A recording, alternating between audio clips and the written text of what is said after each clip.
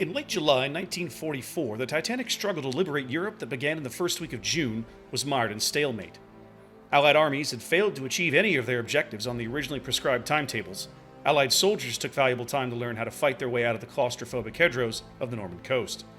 As August approached, however, progress improved, and there was a general feeling amongst Allied commanders that a breakout was near.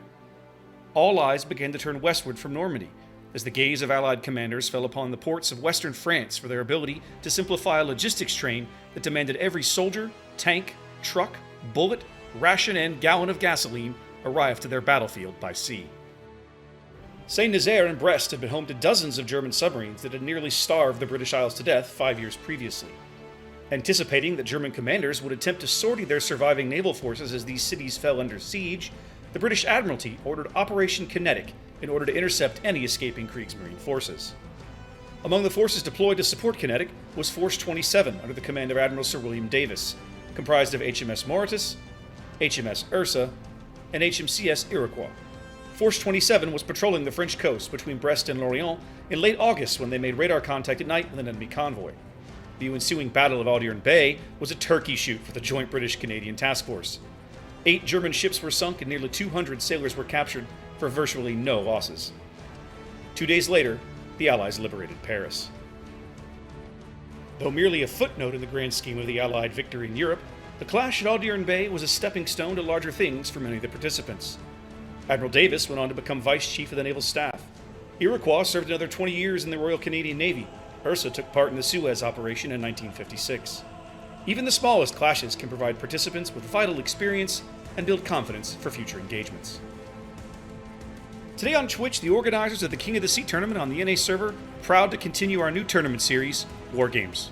Borrowing a page from the United States Naval War College, our goal is to offer players the opportunity to participate in high-tier competitive play outside of clan battles, in the same game format utilized by the much larger and more prestigious King of the Sea tournaments held several times each year. These events are smaller by design, a compact format that means we can run them more regularly and give players the chance to hone their skills and accrue experience away from the pressures and spotlights of a larger event. Welcome to WarGames.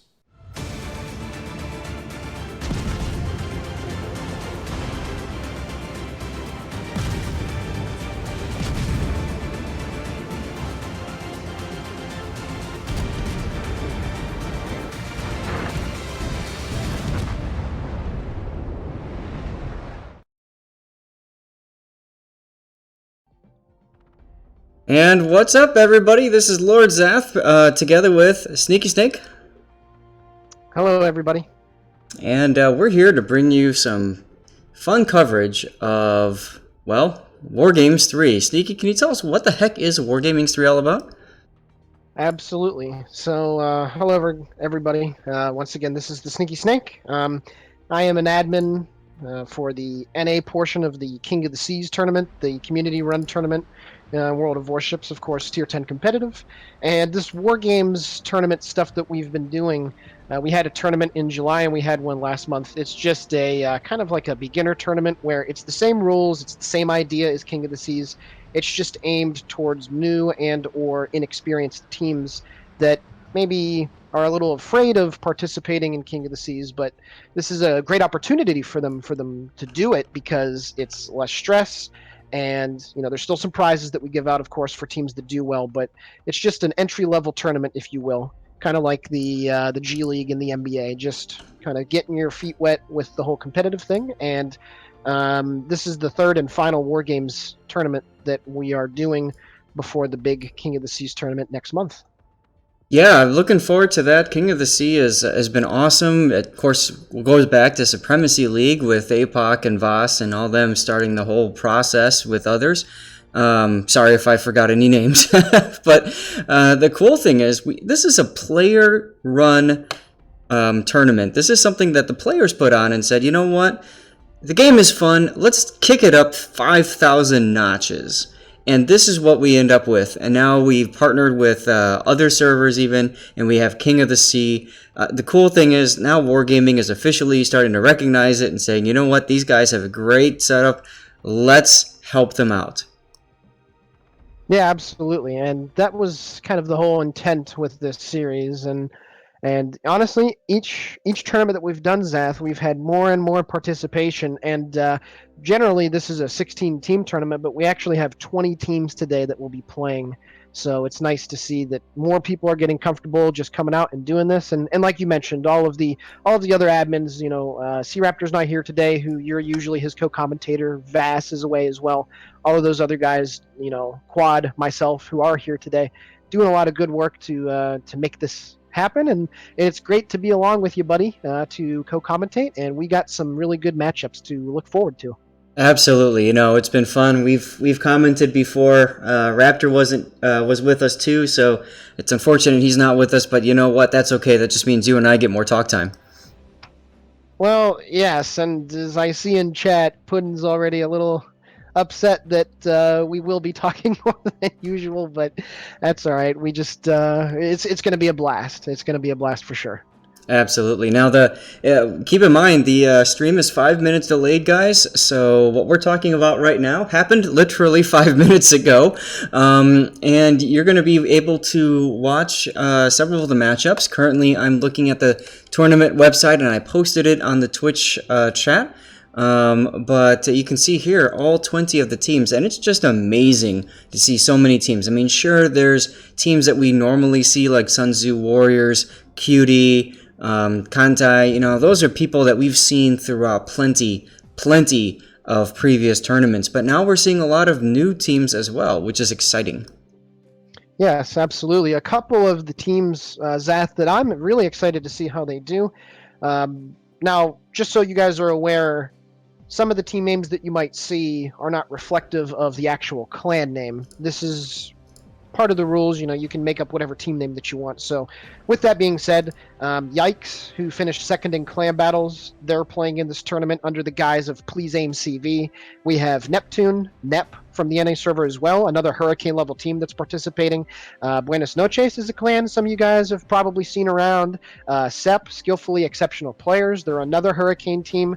This is their first time going into competitive. So, not just those aforementioned teams that have been there, done that, but also some new, really good on paper teams that I think have a chance of also doing well. And this is the perfect, I guess, proving ground to come in and see how you stack up against some, I guess, B-rate competition, if you will. You know what I like about this, though, man, is it's all one day. So it's not like other seasons past or King of the Sea as a whole where, you play your battles on that day and then you've got to wait, right? Like a week or whatever, or two, and then you play again and it's like this on, off thing. And getting people together to train and all that kind of stuff, it takes a lot to get people to do on a regular basis. This is just one day. Wham, bam, you're in, you're out, move on. Yep, absolutely. I remember those good old days, Zath, a long time ago. Those Supremacy League seasons, because they really were. They'd go on for like 2 months, and that was pretty crazy. And also, I forgot to mention the first game that we're bringing you today. Another clan, Absolute Penetration. They're a Chinese reroll clan, so if you want to look down on them, whatever. But they actually won WarGames 2, so they will be trying to come in here and defend their title. And based off of the way that they played the last time, they're going to be a very difficult team to be able to beat. Absolutely, and as a matter of fact, they're the first team we're covering, along with SEP, which is, I believe, you're playing with? Yes, yeah, that's who I'll be hopping on with for the actual King of the Seas tournament next month. So I guess I'll get a bird's eye view of how they're going to roll. Hey, nothing wrong with that. I think one of the cool things about this is, you're able to look at how your team is doing, and you can give them direct feedback and let them know, which is incredibly valuable from a top-down perspective.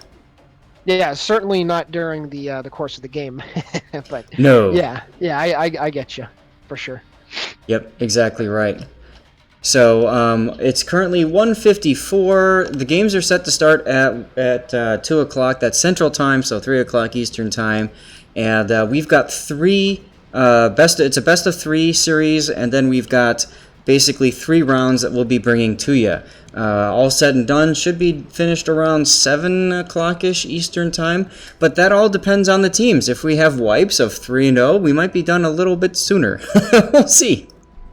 Yeah, so what we're going to be covering today, guys, is there's 3 rounds of Swiss play. So obviously, we have our first round matchup that we've already aforementioned, and then we'll have a second round matchup, and then we'll have a third. All of them are best of 3, and then when that's done, it'll be a cut to the top 4 teams based off of the the tiebreakers and the math on the tournament algorithm that whatever it uses, and then those top 4 teams will go into a semifinals, finals, playoff bracket. So Zath and I will be here doing those Swiss play games until, like he said, about 7 p.m. And then we're not going to be casting any of the semifinals. Those will be taking place. Let me just take a look here. So if you guys want to keep watching after our stream ends, if you want to check out how this tournament will finish, let me get this up real quick, Zath. Let me see here. No problem. And guys, you are always encouraged and welcome to check out other streams as the games are going. If you're not interested in the games that we're covering, by all means, please check somebody else out, or maybe you'll find a format that you like best. But the important thing is here, we're having fun, and we're watching some real high-end teams. What you can see happening on a daily basis in clan battles is happening here because people are in voice communication, they've practiced, they know the maps, they have a strategy going in, they have a strategy throughout, they're reacting to stuff. This is the creme de la creme of World of Warships. Absolutely. And Zath, it's Quadrillis. Quadrillis is going to be going all the way through to the finals. So if you guys want to check out the playoff action once we're done here, go over to Quadrillis's Twitch channel and you'll be able to see how this tournament ends. Absolutely, yes. If you're on that tournament website, there's a watch tab. You can click on that and you can see all the streams that are currently active and going, and you can kind of pick out who you want to see and stuff like that. Right now, for example, it's just me and you and Trexian. So haha, we've cornered the market, man. That's right. Hey, Zath, I'm going to put in chat right now. I have a link that will give. It takes you to a page on tournament where all of the Twitch streams are there concurrently. So for those of you out there that would like to watch multiple streams at once, I'm going to put in the comment section. Unless Zath already did it. Let me see. I just did media. I don't know if that's the one. I'm fairly certain. Does it end 3-8? Yep. That's it. Okay, so Zath's link that he just put in there. If you want to check out any of the other streams concurrently, go ahead and click there. And yeah, so good job. No problem, man. It's just fun being able to have somebody else that, like you and I, we kind of know each other well enough from playing so far in the back. We kind of can anticipate each other, which is so important when you're co-casting. Yes, absolutely. And yeah, we go way back. We go way back for APOC, back in Supremacy League. So yeah, it's always fun, man. I know that I'm usually the awkward third wheel with you and C-Raptor, but it's nice for a change now to be the second fiddle to you. So I'm looking forward to the games for sure. Does that mean I'm first fiddle? Yes. Yeah. Oh, absolutely. Yeah. You definitely. You definitely are, sir. Lols. Okay. Is the room up yet? By the way, I keep looking, but I don't see it. Not at the moment. I'm gonna go ping my contact with SEP to see. Sounds good. Meanwhile, for the rest of you guys, well, welcome to the channel. As always, we have giveaway stuff for you. I've got community contributor containers, all these wonderful codes. Those of you guys who are regulars on my channel, you can get those every Saturday, and I've got a whole slew to give away today. So type in !raffle and you'll get in just like that. I'll do a raffle at the end of each match that we cover. All right, Zath, the room is up. If you type in STO in the search bar, you'll see on Sleeping Giant. So. Got it. Thank you. Yep. By the way, 3FM wants you to answer his PMs. Who was I covering? I was covering a SEP, right? Yes. Yes. Okay.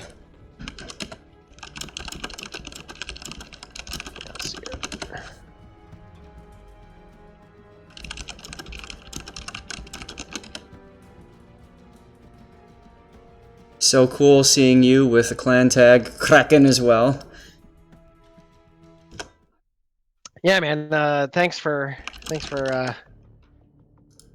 having me join your clan. That was nice to go through that whole process. And I know I haven't really been on much recently. Just school has been really buggering me down at the moment. But yeah, it's nice to join. Hey, no problem, man. We start kicking at about 7 days of inactivity, so you're fine. That's a joke, by the way. I conveniently was taking a sip out of my water bottle, so that's why there was the awkward silence. It's like if you ever played Mass Effect 2, the whole Joker part with Edie. Unfortunately, my brother is the only one of us to have played that game. Oh. I know that it's an amazing series of games, I know, but unfortunately I don't get that reference, but I'm not going to sit here and pretend that I do, so I'm at least doing you a favor. Okay.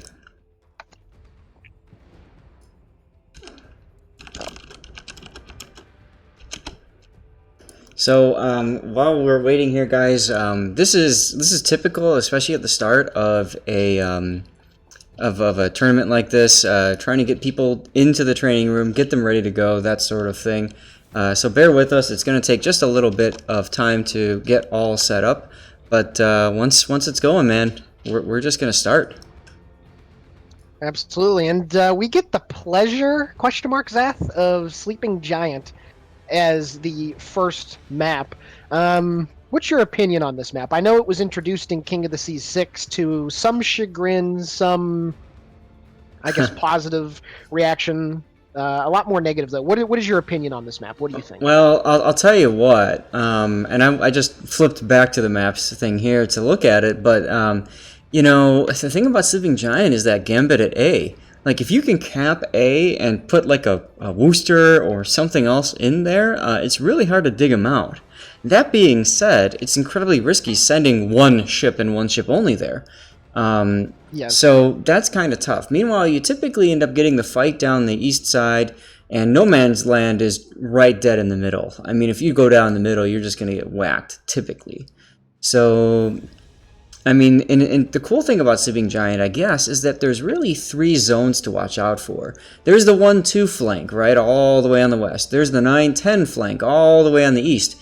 And then there's like the, I guess what it would be, the 5 line, 4 line, something like that, of people rushing through the middle, trying to get to A quickly. You know, that's like the ballsy maneuver that if it's successful, everybody hails you as a hero, and if it's a massive failure, everybody says you're the biggest noob ever. Yeah, and you know, in clan battles, rushing that A cap is extremely likely.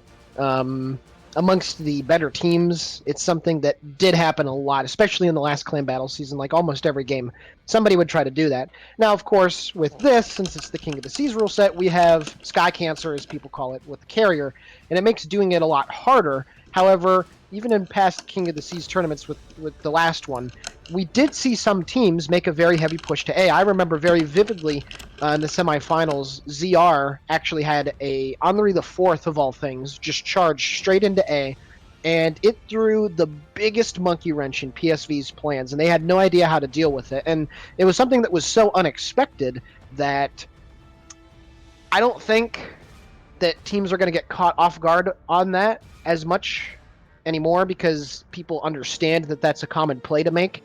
Like you mentioned earlier, I like to see teams, and usually the combat does take place on the 9-10 line, fighting over B and C, I believe, where you're trying to get those flanks, because if you do, you can actually get shots into A pretty easily. It is a nice donut-shaped area, but there are a lot of undulations in the terrain that allow people to throw shells into that cap. So if you're going to make the play for A, it can backfire very handedly. So it's definitely one of the biggest risk reward kind of plays that we have on any of the maps that we're going to be seeing today, for sure. Absolutely. Just taking a moment to try to contact admin, let them know that AP has not joined yet. Yep.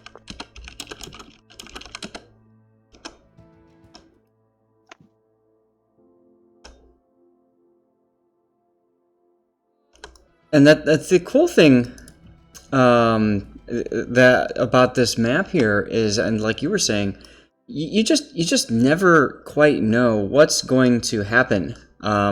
You have some clans that will always play the same over and over and over again, and then you get that one clan, like you mentioned, ZR, that says, you know what, the hell with this, let's just try something different, and you get to watch the results. Mm-hmm.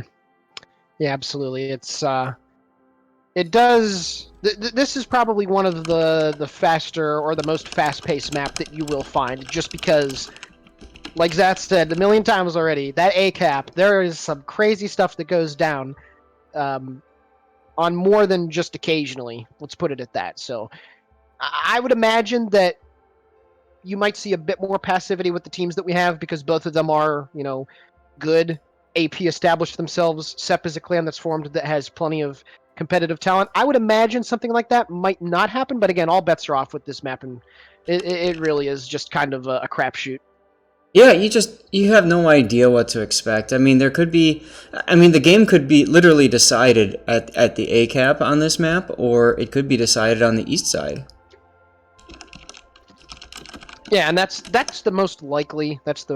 Or the more likely thing to happen. But yeah, we'll see here. Trying to get in contact with somebody from AP. You're still waiting for them to get in here. And again, we kind of warned you guys this would happen. It's very easy at the start, and especially if this is a Chinese clan, there's they're probably on the West Coast. There's probably a time zone issue too to deal with, so you just never know what happens. And the important thing is we're here for them, right? Yep, absolutely. Just try to find. So while we're waiting, guys, in the chat, I think it's a good opportunity to make your predictions. Who's going to win? Is it going to be SEP, or is it going to be AP? Keep in mind, they haven't shown up yet, which means that AP is going to win by default. Or sorry, SEP is going to win by default. But should the two of them come together, what do you guys think? I'd be very curious to see what you guys think is going to happen here. So it's like I've mentioned before, AP did win the last WarGames tournament, so they established themselves as a team that could potentially do good in a King of the Seas tournament. Obviously, they have talent. SEP, though, I think finished 4th in clan battles this last season, and while clan battles isn't a direct indication of how good a team is going to do in King of the Seas, these guys are Hurricane for a reason. Nobody accidentally gets the Hurricane. They clearly have plenty of talent, and now as a team, this is their first time doing any King of the Seas stuff. There are some people that have played for other teams, but this is their first time as SEP. So obviously, there's going to be some growing pains. There's going to be some, miscommunication. I would, if I were a betting man, give SEP the benefit of the doubt on this, but again, you can't take AP for granted. So. Right, absolutely. SEP is a very strong team. AP is a very strong team. As a matter of fact, we had the opportunity to choose which teams we wanted, and Sneaky and I were both up there right at the beginning and able to snipe away the best matchups, and we picked this one. Hopefully, it actually nets us a game. Yeah.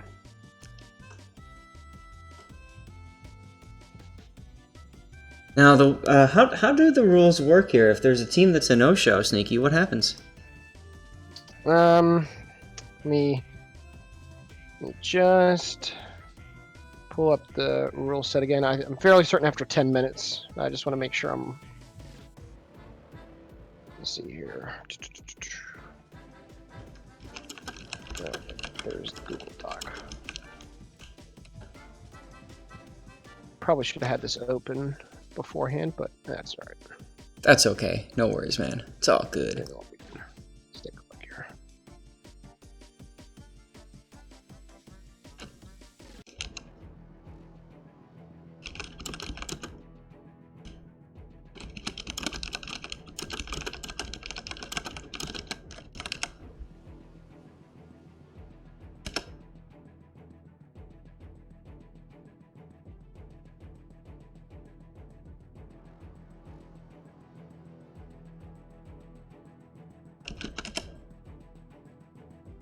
All right, I've got a referee and an admin who's said they're on it with AP, so let's see if we can get them in. Yep. Yeah, so those of you out there that aren't aware, the people that are directly involved with making sure, everything's oiled and everything's running properly. Obviously, I'm an admin, but when the actual tournament's going on, that's where you have people like the Big M and Carefree Tongue.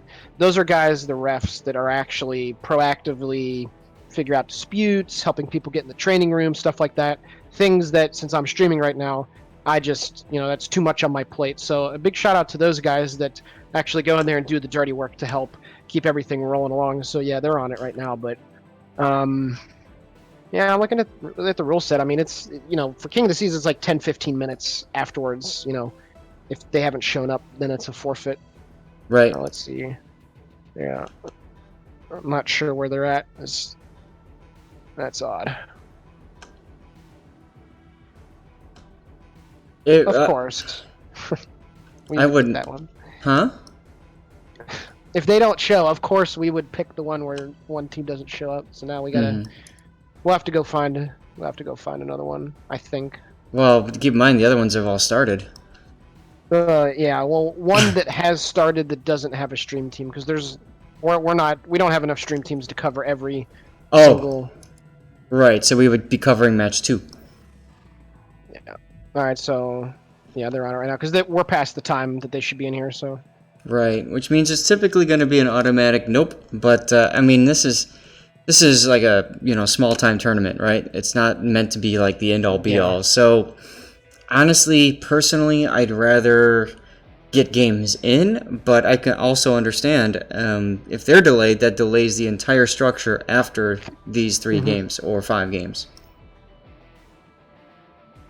Yeah, because then you got to go in there and you got to manually enter stuff, and this is the part that just baffles me. People sign up, they say they're coming, they come to the rep meeting, they do all the work for it, and then they just no-show, that kind of crap.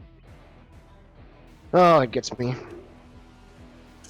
Well, you put a lot of time and effort into it. We put a lot of time and effort into it. And, so it comes down to, well, now we get to fill time and all that good stuff. And punt.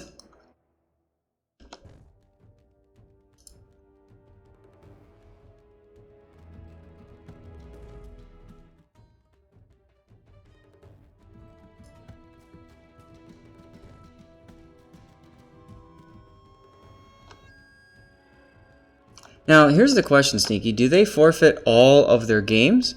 Or do they just forfeit their first game? Let me open it up. You know what I mean? Like, should they show up in like 10 minutes? Technically, that's time for game 2, Yeah. If they don't show up, like, the benefit of the doubt is just, well, if they don't show up for the first one, then they're not going to be there for any. But yeah, it's going to be for. If they do make it in time for the second one, sure. But I wouldn't count on it because I don't think we've ever had that happen. So.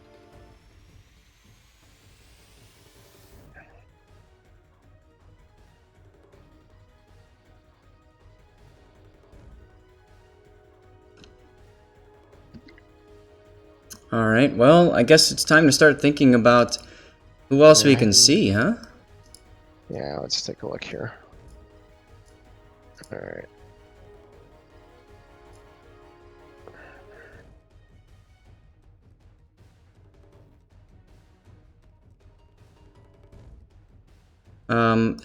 My vote would be for STW. Yeah, hold on. No problem. Let me see here.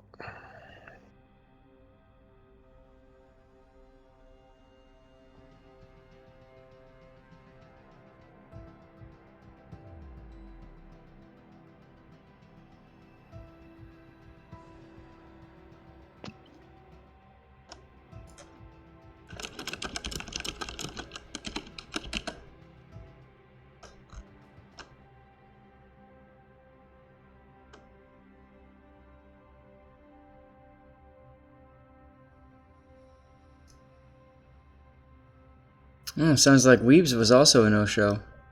Mm-hmm. Yeah. Wow. And guys, this happens especially when you have a tournament like this where you get a whole lot of new teams together. One of the hardest parts about this is getting enough players on at the right time. How many people is this now? It's 9 on 9? Yeah, it's 9v9. Yep. So, I mean, all it takes is 1 or 2 people to call in sick, so to speak, and now you don't have a team.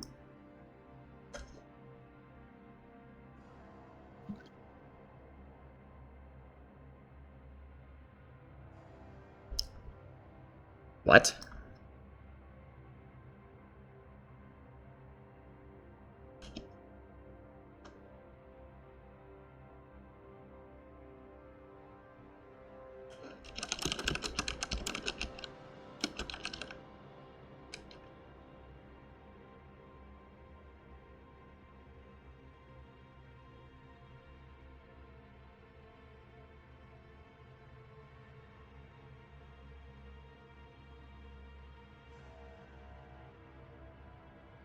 Let's see what other ones we can maybe hop in on. Yeah, I'm trying to get us in before somebody else takes it. But we could do STW. Looks like the new guys. Team. Let's do STW. Yep. Okay, let's get that in there. Yep. Let's see. I know that you probably have your graphics that you got to fix. If we do get STW, make sure you change them. Yep, I'm on it right now, sir.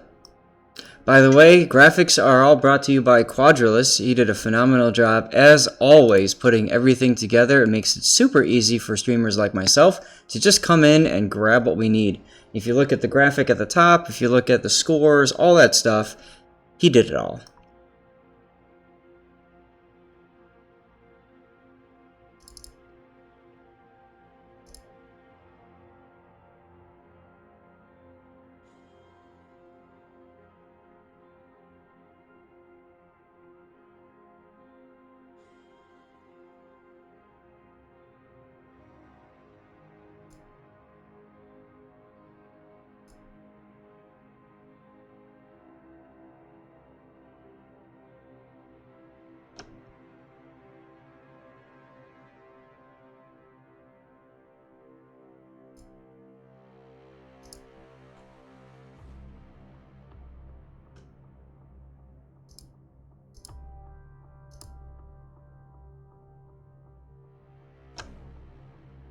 Let's see, STW is playing La Calavera. Yep. Is that just LC? No, CVR. STW versus CVR. Perfect, thank you.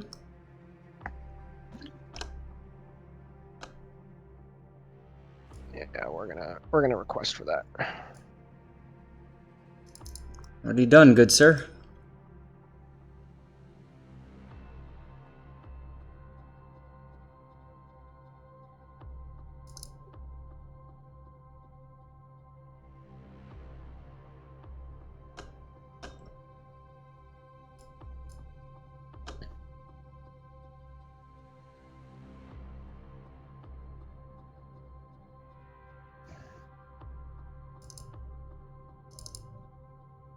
So while this is going on, can you tell us a little bit about what happens when we have something like this? And by the way, do you mind if I covered STW side?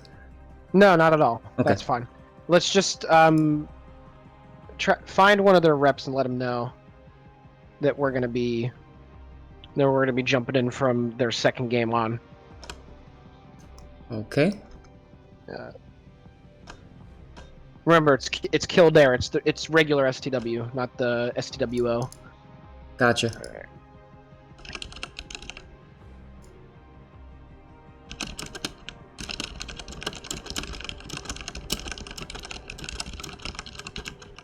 Alright. What was your question? I'm sorry. I'm just wondering from an administrator perspective, what happens when we have no shows and stuff like that? I mean, it's an automatic win for the team that showed up. Yeah. And that's basically it. So then the team just goes on vacation for an hour or two? Well, not for two. It's there's generally about an hour in between because we assume that there's going to be a 3-game set, and each takes about 20 minutes. So it's about they're going to have to wait about an hour, which I mean this is the part of it that's just, there's nothing we can do about it. Right.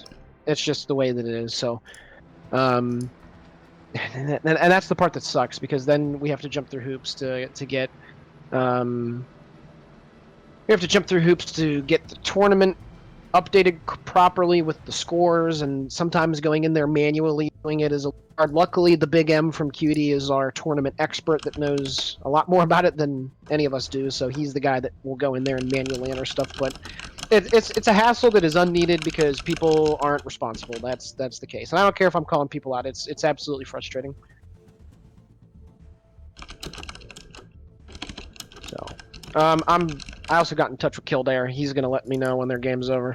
Go in there. So yeah, at CW and then CVR. He just responded to me as well. Okay. Hey man, I'm military. Doubling down on stuff is just that's still just embedded in my brain. Forget what the term is called, but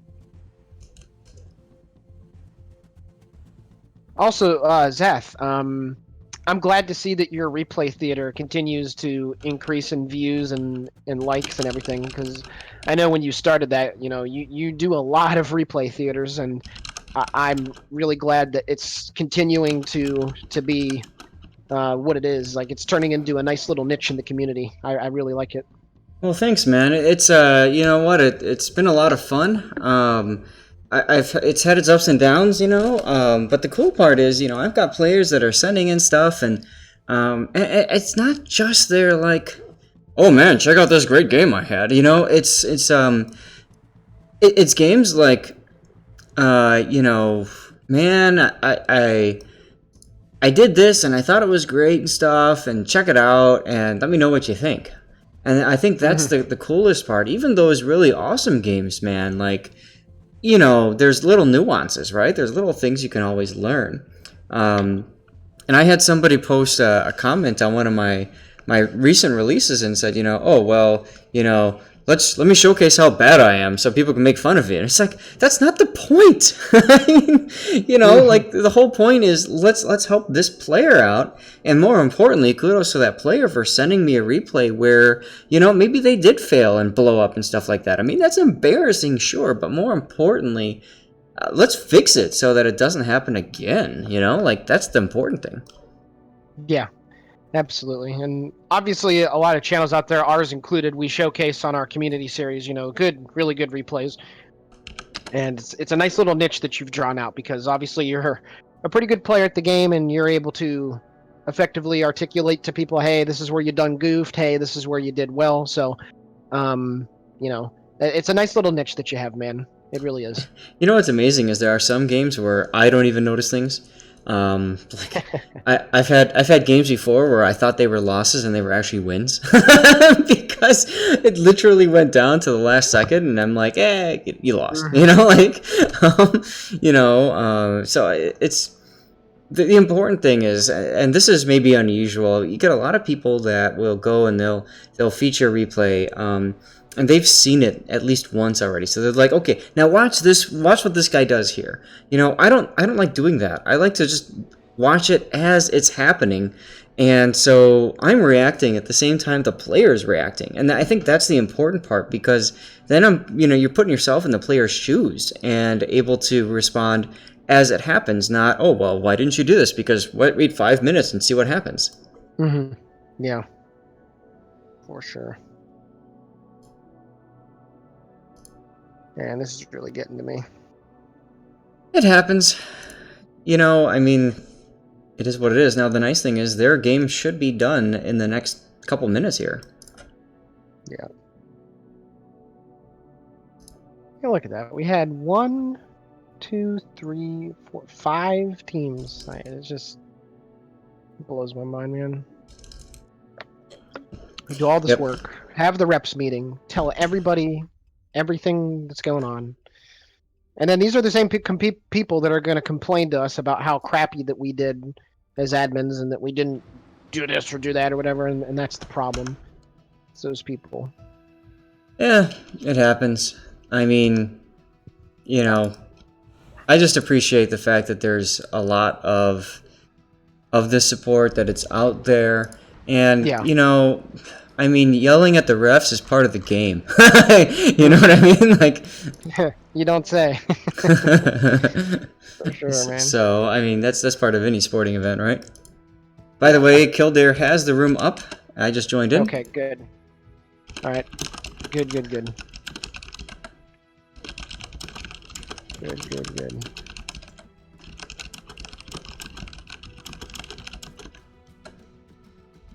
All right, so we're getting in there. So while this is happening, I'm going to go ahead and do a raffle because I can.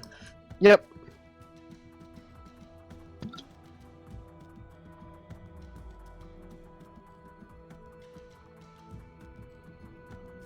And it's that jerk sea bear.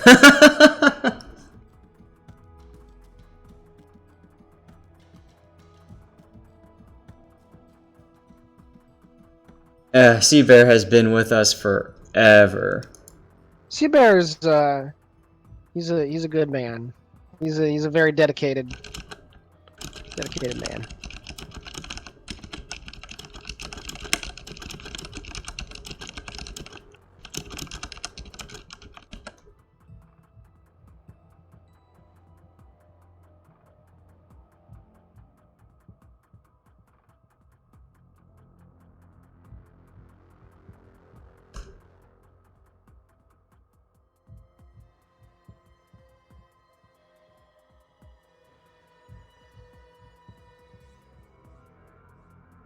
Okay, sorry about that, guys. I was just sending Sea Bear his code, and for the rest of you guys that are on the Twitch stream, go ahead and exclamation point raffle, and we shall continue.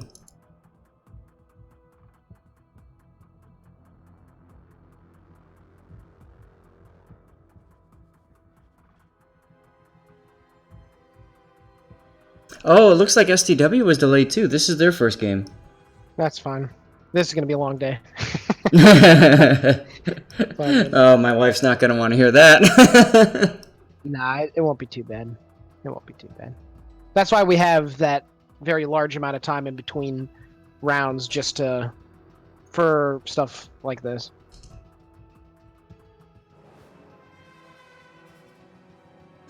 But the bright side is now we get to actually cast a game on Sleeping Giant after we talked about all the possibilities and all that kind of stuff. Do you know anything about CVR? Yeah, so La Calavera actually participated in the last King of the Seas tournament, and they honestly did all right. They got through group play, which is kind of the first hurdle that you have to get over as a new team to competitive, because group play is sometimes, you know, that's where, what is it? It's 24, so like 12 teams like don't even make it out of group play. So it's a challenge, honestly, for new teams to come out there and perform, you know, right from the get-go. CVR did make it out of group play, as I mentioned, and then let me take a look here at the playoff. They lost in the round of 32, or the round of 24, I should say, but they lost 2-1. So they made a nice impact in their first ever time doing competitive. So it's nice to see that they're out here in this tournament participating. So hopefully they can have a better result next month. Yeah, absolutely. I think that's really cool to see. You know, you get teams that come in and they're like, "Hey, let's check this out," and then before you know it, they're winning left and right, and they're having fun. Yep. You know. Yep. That's right. So I guess they're just waiting on one more guy, and then we'll be ready to go. All right. Now, one thing that I do want to mention, you will probably see a decent amount of Stalingrads today. As we all know, the Stalingrad was the broken OP Soviet ship that came out after the third season of Clan Battles, and everybody could use steel to purchase it. You definitely will see some of those today. It's basically a Moskva, and then somebody hit the plus key three more times. That's basically a good analogy for it. It's just an oversized Moskva. It's that kind of stationary radar platform, but of course with the Stalingrad you have 300 plus millimeter guns that can deal an absolute metric arse ton, as Jingles would say, worth of damage. So it's something that it'll be interesting to see how teams employ it because the concealment is so terrible. That's probably the only big weakness that it has. Its concealment is so bad that getting it into positions can be very difficult. Also, it has an air detection range from the moon as well. So we all know what it's good at, though. Yep. And what do you think, Zath? What do you foresee? Stalingrad is a team play ship. It depends on the team to cover its flanks. And the enemy needs to work together as a team to take it down. This isn't a 1v1 ship. You don't go, I'm going to go 1v1 the Stalingrad. It just doesn't work like that. It does have a lot of weaknesses. One is HE spam. Fires tick for 45 seconds as opposed to 30 seconds, which means that you DCP at the wrong time, get set back on fire again, you are toasty. So that's one problem. Two, IFHE cruisers that can pen that 25mm bow or stern. If they're really good at their aim, that's going to chew away HP. And then, of course, you've got Hindenburgs and IFHE Henri the Force that can do the same thing to its overall deck plating as well, the 50mm deck. So it can go down that way. It's a long ship, and it's got a huge turning radius. So if you can get on the flank with a Shimakaze or other torpedo boat, and you can send some torpedoes in, it doesn't have hydro, boom, it's gone.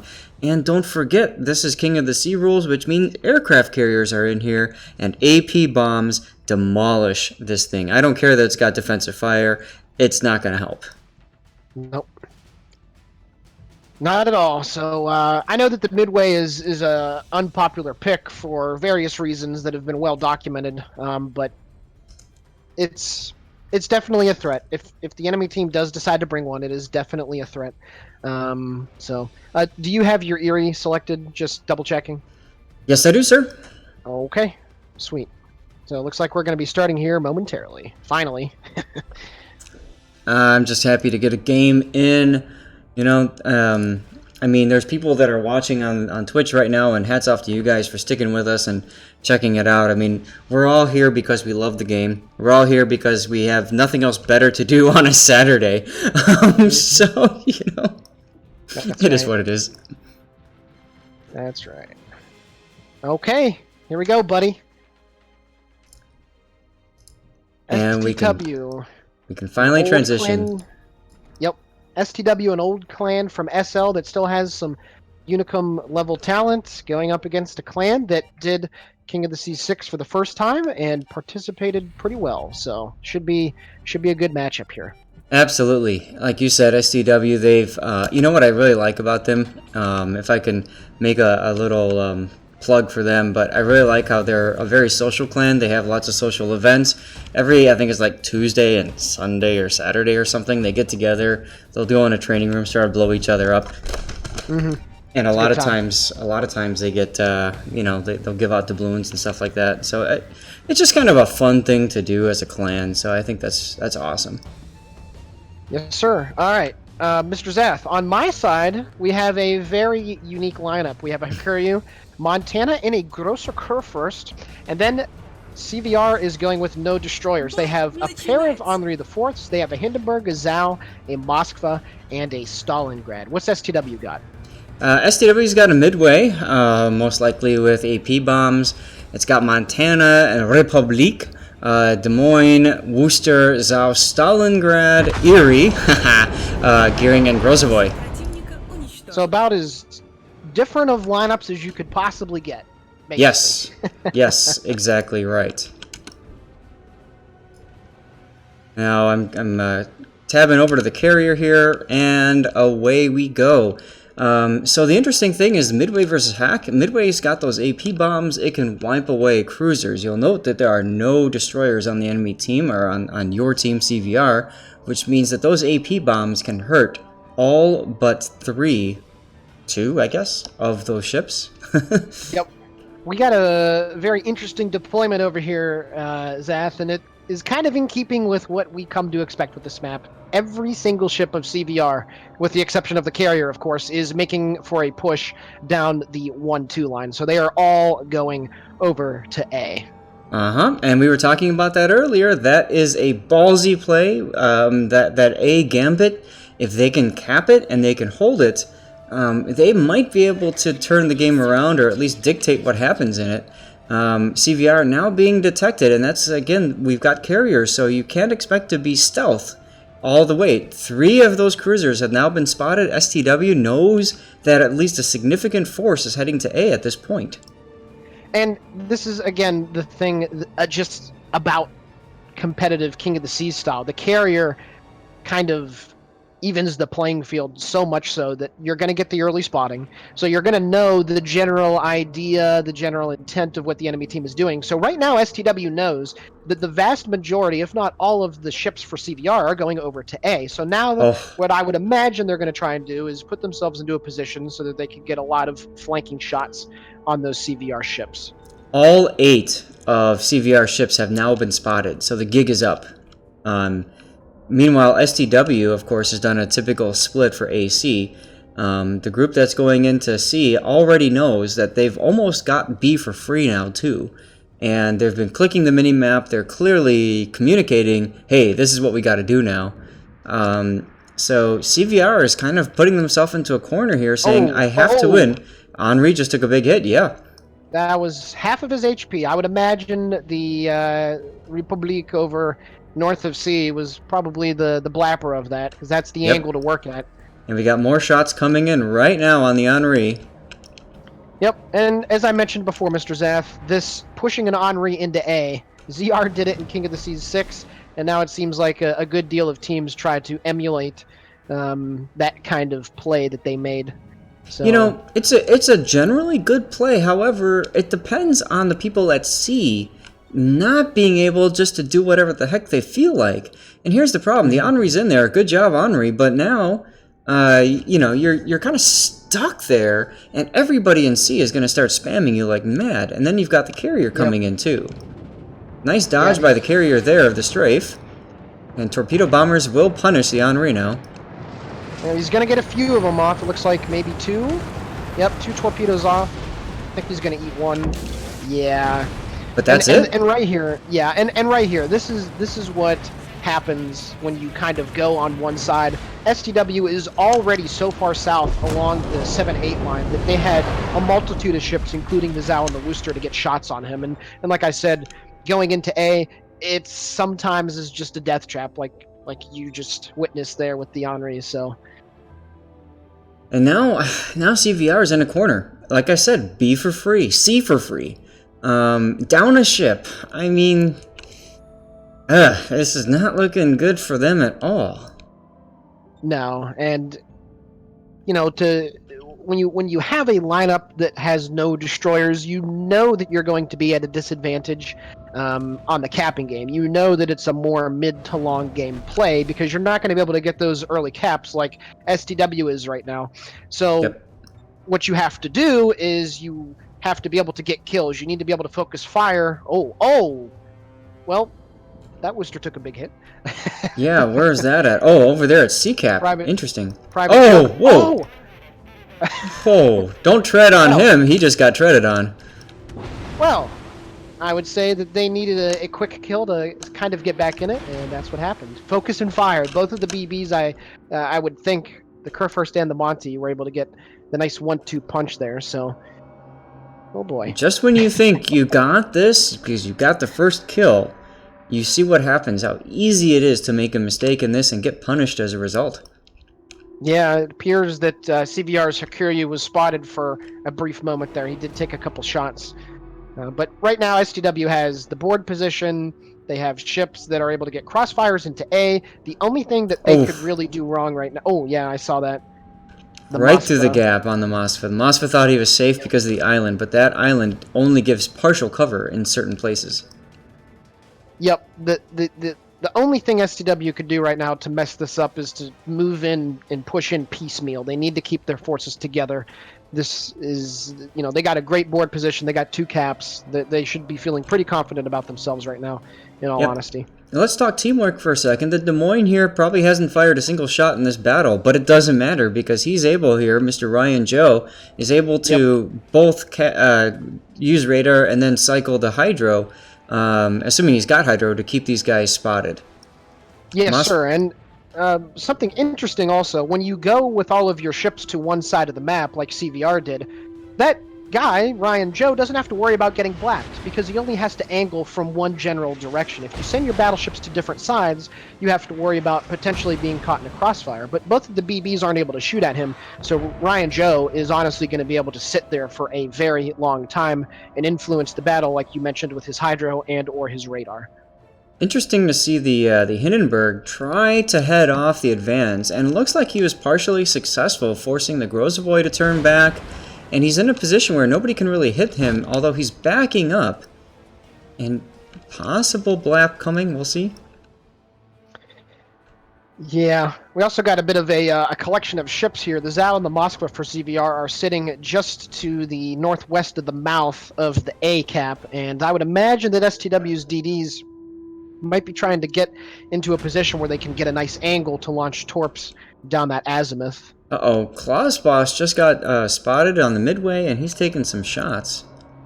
It's a very bold position, but you can do that. Again, when the enemy team goes to one side, you can afford to move your carrier up really close to the battlefield, obviously being able to get those planes back much quicker. So he's going to eat some damage here, but then he'll get behind this island, get unspotted, and he will be A-okay. Did you notice the midway is using HE bombs instead of AP? I think that's a bit of a mistake. Hindenburg's going to go down. I didn't notice that, sir, but yeah, the Hindi is definitely going down. I think the Des Moines has a nice flank. Oh yeah, Ryan Joe getting some citadels. He's dead. Yeah, very, very questionable decision by CVR just to send all of their forces over to A, and they're not even pushing. They moved into A, and now you have a Stalingrad that's just kind of sitting there. Both of the battleships are being very lethargic and moving up the 2 line. This is just a very odd strategy, in my opinion. Yep, and that's kind of what we talked about with this. I mean, this map punishes teams that don't have a plan. And we see that happening here. CVR's plan was to cap A. Okay, now what? Zhao's sitting in A broadside now to, well, the Republic. Zhao, Yeah. Gearing, I mean, he's trying to make something happen. Ryan now feeling safe enough to poke his face out and say, hey, I'll shoot some people, why not? And that's chewing away at that Henri. Well, also, Zath, STW made a really good trade. They traded space for time and also HP. CVR lost so much hit points and a ship just trying to cap the A objective. They have 2 ships stuck in A, and in the ensuing time, they've also, STW that is, gained a very large point lead based off of their 2-to-1 caps. So even with STW losing a ship, I mean, they've played really well, and this very antiquated and very basic strategy that CVR brought out is being punished very, very heavily. But we'd expect this, because STW has a lot of good players. They've done comp before, and they're definitely taking it to them. Oh yeah, and we're going to see the Henri go down very shortly here. Yep.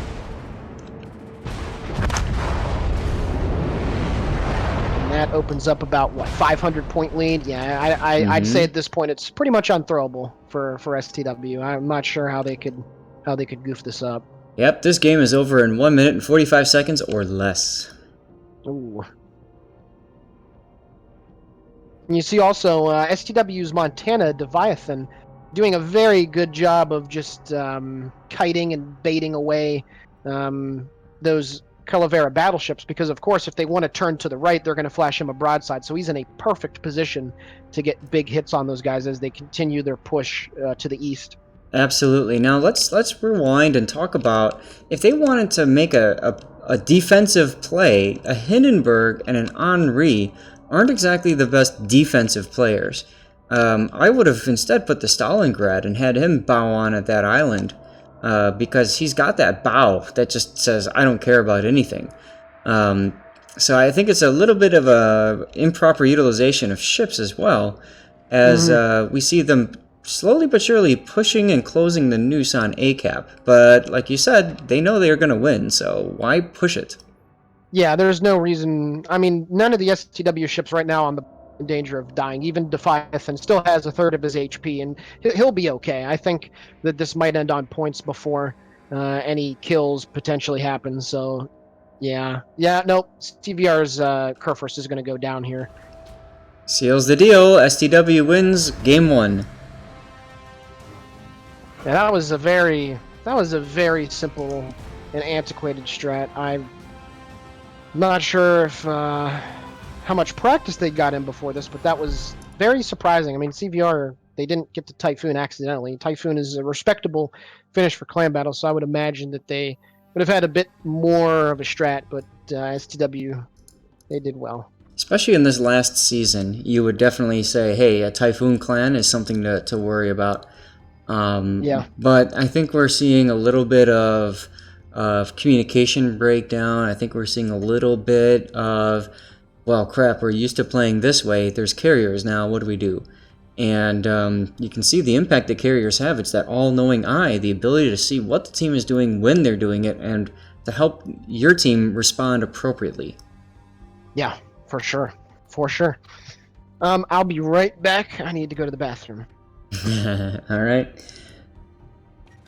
While Sneaky is doing that, we're gonna. I believe there's a slight intermission between maps, so I'm gonna go back to here and let's see. STW has won, so update the scoring accordingly. Whoops, wrong view.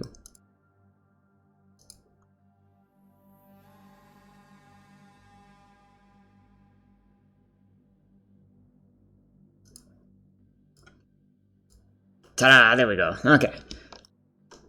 So it's a best of 3. Obviously, if STW wins again, then that's it.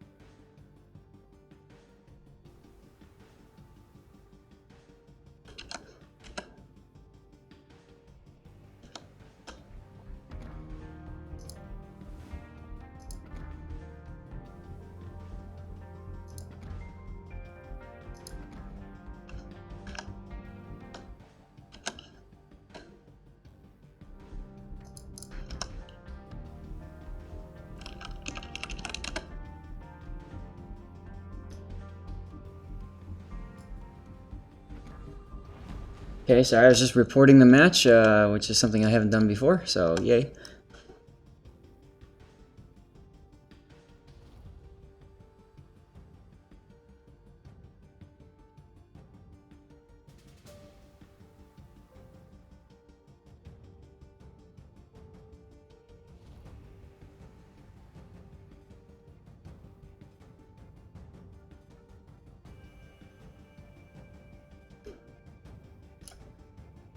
So I hope you guys enjoyed that play there.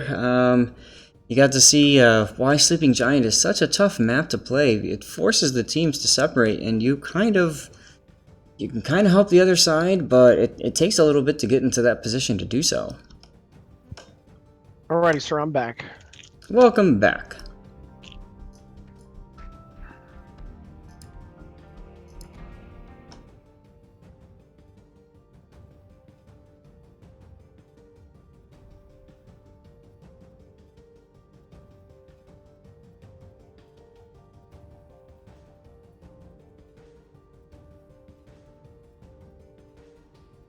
Alright, congratulations to Counter Gambit for winning the raffle. He won a CCT container.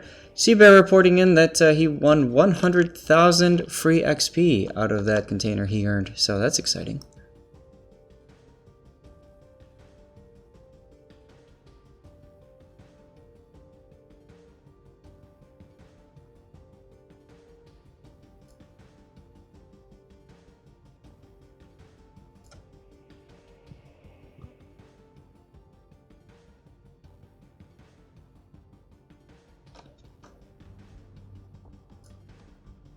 Okay, game 2 getting ready to go.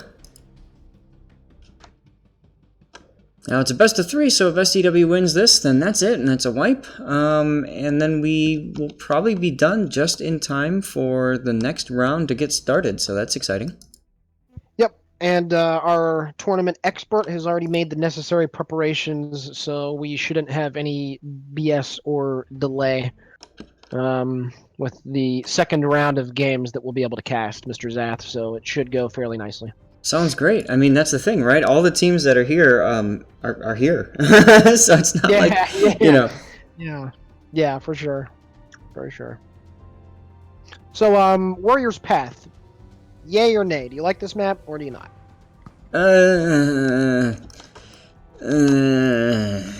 Warrior's Path. Okay. Did you see the amazing video that SAT Score put out where he took Guardians of the Galaxy and he put dubs on the or subtitles on the bottom and all that stuff? Can't say that I have. It's not ringing any bells for me. But, oh my It sounds like it'll be worth my time. Oh my goodness. Yes, it would be. Let me go and see if I can find it for you, and I'll post that in here because it's. Yeah, I mean. Yes, please. What do the kids say? Lonkplox or something like that. That's text chat.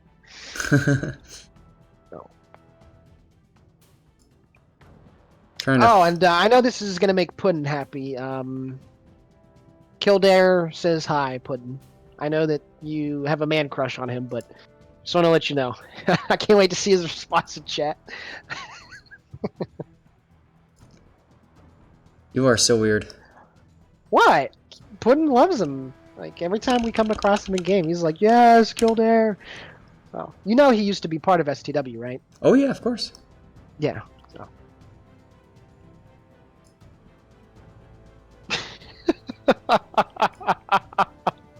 Oh, Puddin. Never change. Please never change. Yep.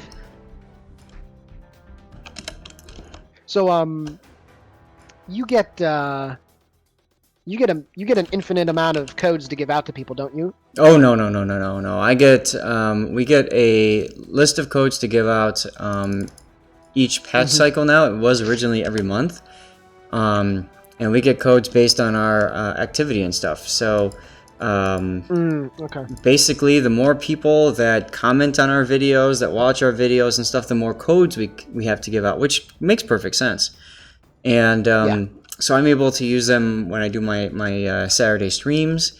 And it just so happens I got a nice good chunk of codes to hand out. So I don't know if Wargaming supplied any special codes for this tournament. I know that they have for previous seasons of King of the Sea, so we'll see what happens. For this one in particular, no. No, it's just whatever you generous and nice community contributors decide to shell out of your own pocket. But well then, cool. Because you are generous and nice, right? I'm just assuming. I try to be. There are times. I'm still trying to find that video, guys. Sorry, it's on Reddit. I'm a bit of a noob when it comes to working through Reddit and stuff like that. I'm sure I'm going to find it pretty quick. Somebody might beat me to it even with a 5-minute delay, which is sad, but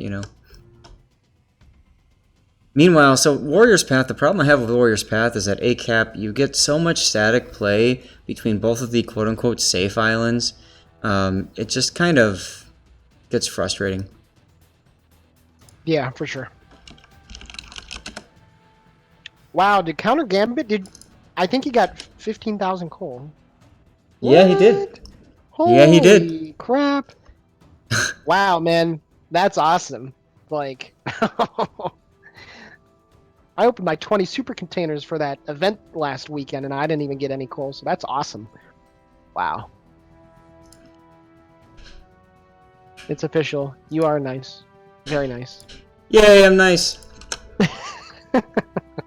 I posted the link, by the way, to the stream there, the streamable video. If you get a chance, just check it out. It's pure gold. I'm checking it out now.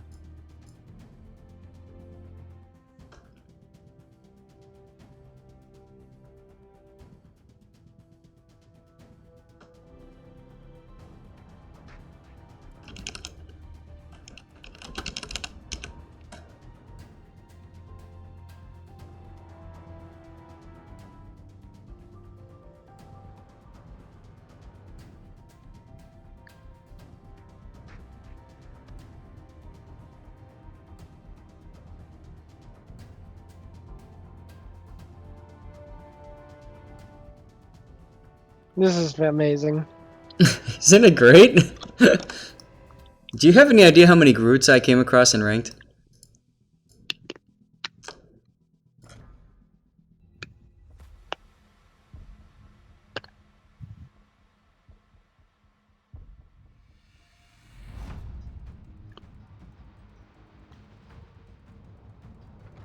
Well, we're starting. Yep. All right. That video was fantastic, dude. That was So high quality, man. So high quality. high quality H2O, absolutely.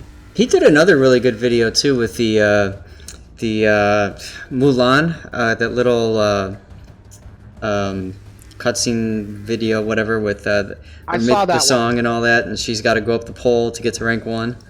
Yes, Like, I saw that one. That was fantastic. He's very talented for sure. absolutely, the work he does is phenomenal. Okay, Alrighty, so Mr. Nope, good. all right. Well, STW has chosen Rookie is in now for carrier, and he's chosen Hakuryu. We've got the same Montana Republique, Des Moines, Worcester, Zhao, Stalingrad, Gearing, and Grozovoy that we saw in the last matchup. Okay, and CVR has changed up things quite considerably. They have a Hakuryu, Montana Grosser Kurfürst, but then they decided to go with Henri IV, Hindenburg, Zhao, Moskva, Stalingrad, and they do have a destroyer, and it's a Z-52. So if I were a betting man, that Z-52 is going to go to B or C, hug an island, hug a waifu, and use its dastardly 6-kilometer hydroacoustic to completely zone out one of the caps. So. In other words, they have a Groot. Yes. That's right. Right now, CVR, once again, everybody and their mother is going over towards C. So they got another lemming train strategy, which, if it goes like it did the last game, this one is not going to last very long. What's STW doing, buddy? The typical splitteroonie, and it's kind of interesting now. CVR is being spotted. And you know, I gotta say, SCW is probably looking at this and licking their lips and saying they're doing it again. Montana's got shots out. Deviathan coming in on that Stalingrad, who is showing way too much side. Let's spectate and watch these shots hit. Oh, he turned in. Good dodge by Takama there in the Stalingrad. It looks like STW is going for an A-B push and saying, well, the hell with C, we'll deal with them later. Meanwhile, CVR being detected is kind of being forced to turn in. And it might be interesting to see if they decide to turn all the way into B cap, as the Stalingrad takes a bit of a hit there from, it looks like, the Republique. Yes, Fundwardson just got a nice juicy citadel right there. An excellent shot at 24 kilometers, Zath. That is some good accuracy at those very extreme ranges. It's Fundswarden, it's what I would expect to see. And we have another set of AP coming in. One overpen, it seems. Mm-hmm. Boring. So yeah, good, right? So, yeah, this is, again, guys, I can't stress it enough. Going one side is just, it just doesn't... Uh-oh. Oh, boy. Yeah, hold on. Let's take a look here. Oh! Oh, my God. That white bar just came out. Oh, no. Oh, yes. That was a fantastic shot from, who would that have been? That was Probably Deviathan. Deviathan. Yep, Deviathan. Again, guys, I can't stress it enough. This is why you do not go all one side, because the enemy team can basically, the guys at A and B, can just maneuver and position themselves wherever they want to and get all those cross-firing angles and shots, and it's just, I mean, you've already seen what's happened to the Stalingrad, and we'll see who the next victim is going to be here. And here's the thing, the Moskva is presenting broadside, the Zhao is presenting broadside. When you have carriers and you're seen from outer space, you have to be a little bit more cautious with your initial deployment. That Stalingrad was way too far up. Yes, and this is the big difference between clan battles and King of the Seas. The carrier, it spots everything early on, so you can't really make moves, at least if you have a decent carrier. You can't make moves without the enemy team having a decent idea of your intentions. So they know that they're over here, and now it's going to be the same exact thing. Get the flanks and just punish whoever's broadside, and so far, so good. And we have a little fighter battle going down here. And wow, Mr. Ray Zero coming out of that the clear winner from that little strafey stuff. Yep. Some shells missing on Revenants over there in the Zhao. He's got a nice position to farm all of those ships that are just to the east, or the northeast, I should say, of the B cap. Yep, and they're flanking the Stalingrad, and the Stalingrad is stuck now. What is he doing? He turned... Okay, so maybe they were listening last time I said, when you want to stop a push, you put the Stalingrad at the face of the push, but he's lost so much hit points, it's kind of too late. Yeah, this position that he's in, Fun Wardson is far enough away where he's able to get some nice shots. Now, some of those shells that hit did just bounce, but it's only a matter of time before him and then the Zhao that's over there and the Worcester are able to get into a good position. And there we go. The Zhao is also, it appears, opened up on him as well. Yeah, that mountain is providing some really good cover in that perfect spot there. Hindenburg is also in a decent spot to stay kind of stealthed up and getting some AP shots on the Stalingrad now, but that town just blocked it. Lousy town. Yeah, the Z-52, by the way, Mr. Zath, is now on the B cap at the northeastern part. He's going to go hug that island, but he's only 11 kilometers away from the Republique right now, and yep, he's spotted. Somebody's got him on radar. I am Groot. Oh, this is not good. And now he's gonna, if he drifts too far forward, he's gonna get hit by the Stalingrad and Leviathan's Monty. So. And the Des Moines. Des Moines coming out too. Oh, the Des Moines. Oh no, he's last spotted right there. Oh no! Yeah, this is not. Groot's not gonna live much longer. I mean, talk about perfect timing for watching that video as a prep for this game. Thank you. I really appreciate it, my dude. Looks like STW's CV is going to drop his torpedo bombers into the smoke screen, trying to get that lucky hit. Well, see what happens here. Groot just went off detection, so the first it got in no problem. Hindenburg's defensive fire. Oh! Seaman rookie with the pro drop in the smoke. That was a very nice play right there, good sir. Yep, and that was despite the Hindenburg running defensive fire and trying to panic those bombers. Skill right there, man. Yeah, that was a very nice drop by Mr. Rookie over there. So, once again, the push over to C gets C for CVR's favor, and then everybody just kind of sits in the same spots. Not a very effective strategy, if I must say so myself. And Halcyon, fine, I'll clothe my Eerie. God. Oh, you didn't put camo on? No, I didn't. Very nice, very nice.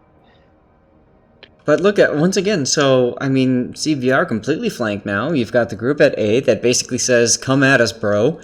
And the group... I mean, go ahead. Yeah, no, I was just want to say, I mean, look at Gauntlet. He's literally shooting in the open. He doesn't care right now. Like, he just does not give one crap. Nope. No.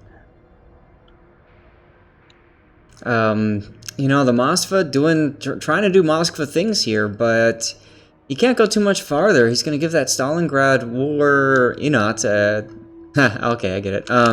Give him a good shot there. Well, the Montana Assassino is in a position to potentially get this kill here. That Stalingrad is at 22k and burning, and some Montana AP will be coming in here shortly. But look at what the Stalingrad just did to the Montana. Yeah. Well, he's not going to be around, excuse me, for much longer. But yeah, right through the barbette in front of the A turret.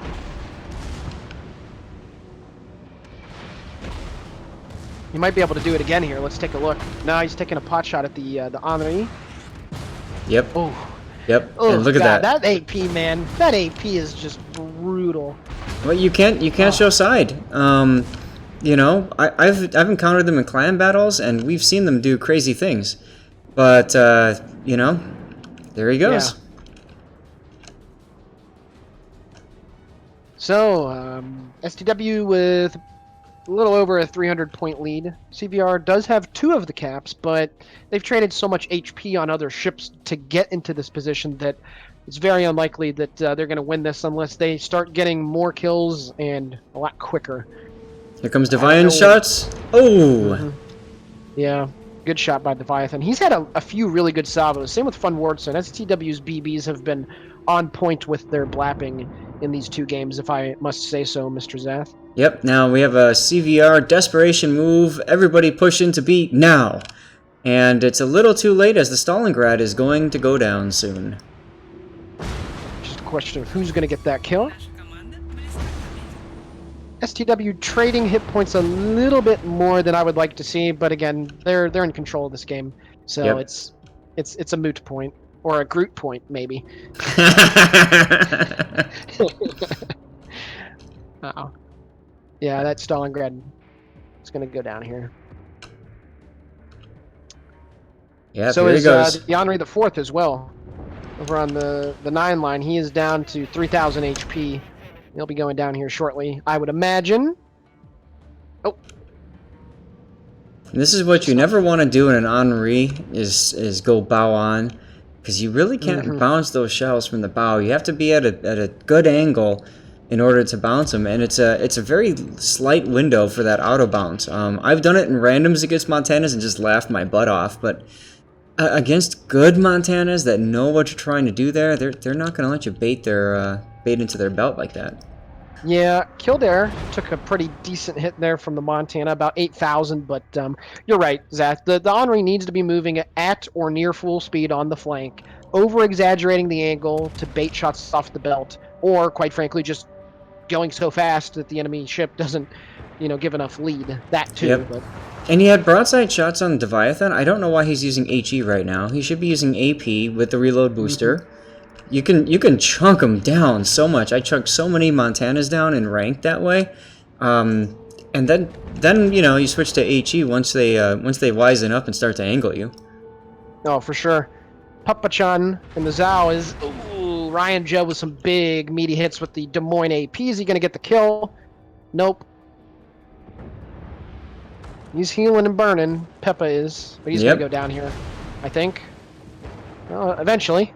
Grozavoy going in for the kill. Here comes. Yep. Done. All right. STW looking really strong, Zath. 2-0. And that means that they advance to the next round, whereas CVR is done for the day. No, they advance too. It's Swiss.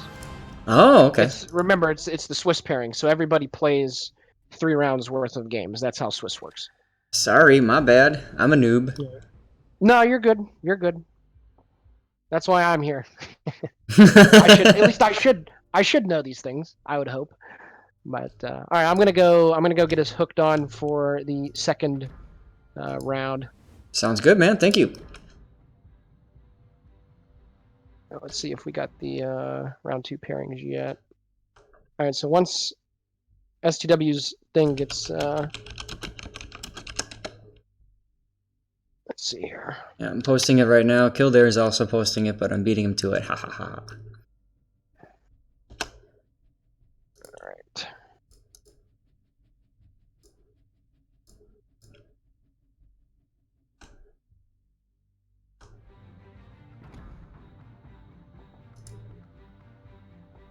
Yeah, we're gonna go with Seb. Whoever they're going against. Good idea. Yeah, it'd be good to get some games in with Sep. Yep. All right. So I think we should be getting this second round ready to go. Yep. All right. So once Big M, he's like I said, he's our tournament guy. Once he gets all of the manual entries in because of all of the people that didn't show today, we will have our matchups, and then we'll be ready to go.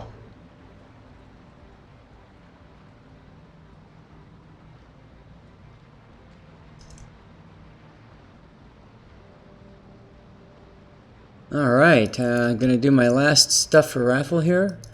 And, I've been asked to do school bus camo. So, okay. Of course. Or, you know what? I'm gonna do a camo that you guys have probably never seen. How about that?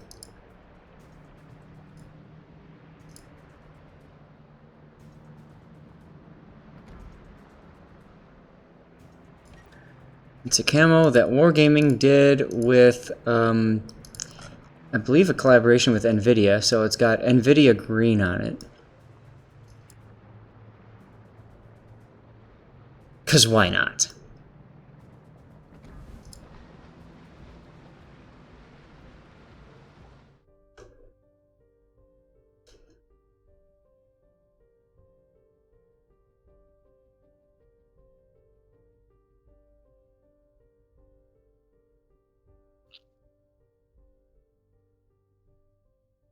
All right, Danelis, congratulations, sir.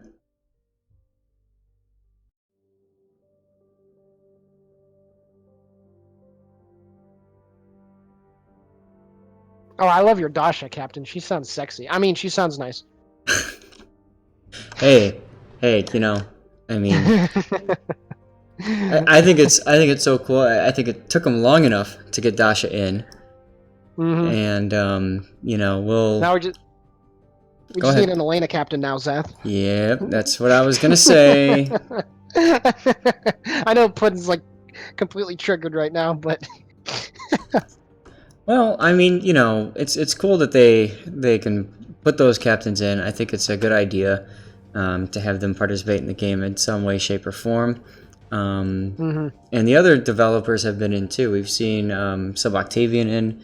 I think Feligula is one of the captains as well, and a whole bunch of the other devs too. So that's neat. hmm nice.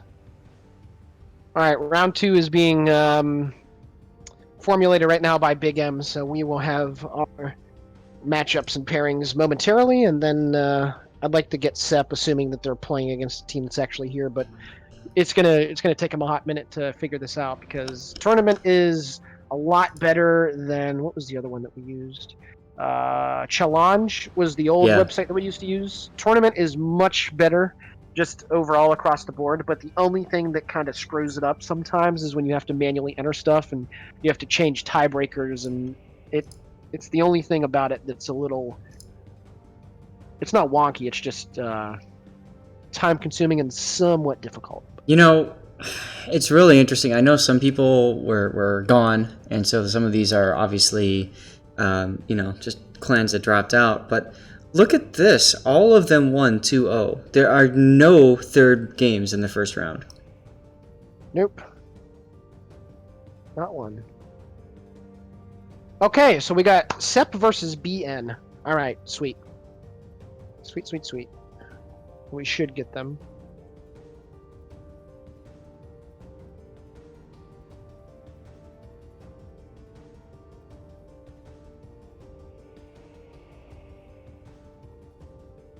Sep versus who?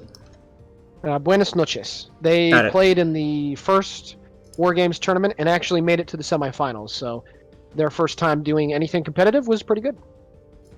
Yeah. All right, then I need to take a moment and modify all of my screens and stuff. Yep, SEP, and then Buenas noches is hyphen capital BN hyphen.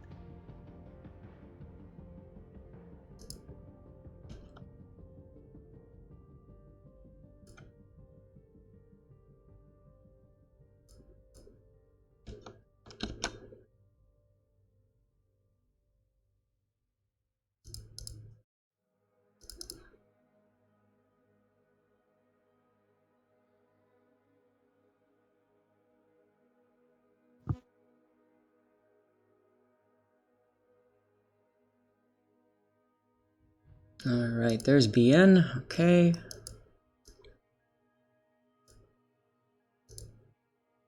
Just so you guys can get an idea of what we have to do on the back end to get all of this together. Once again, Quad coming in with all of these files already done, so we don't have to put this together manually. Oh my god, that would take so long. The room is up for us. Once again, go to training and then type in STO on the creator. Gotcha.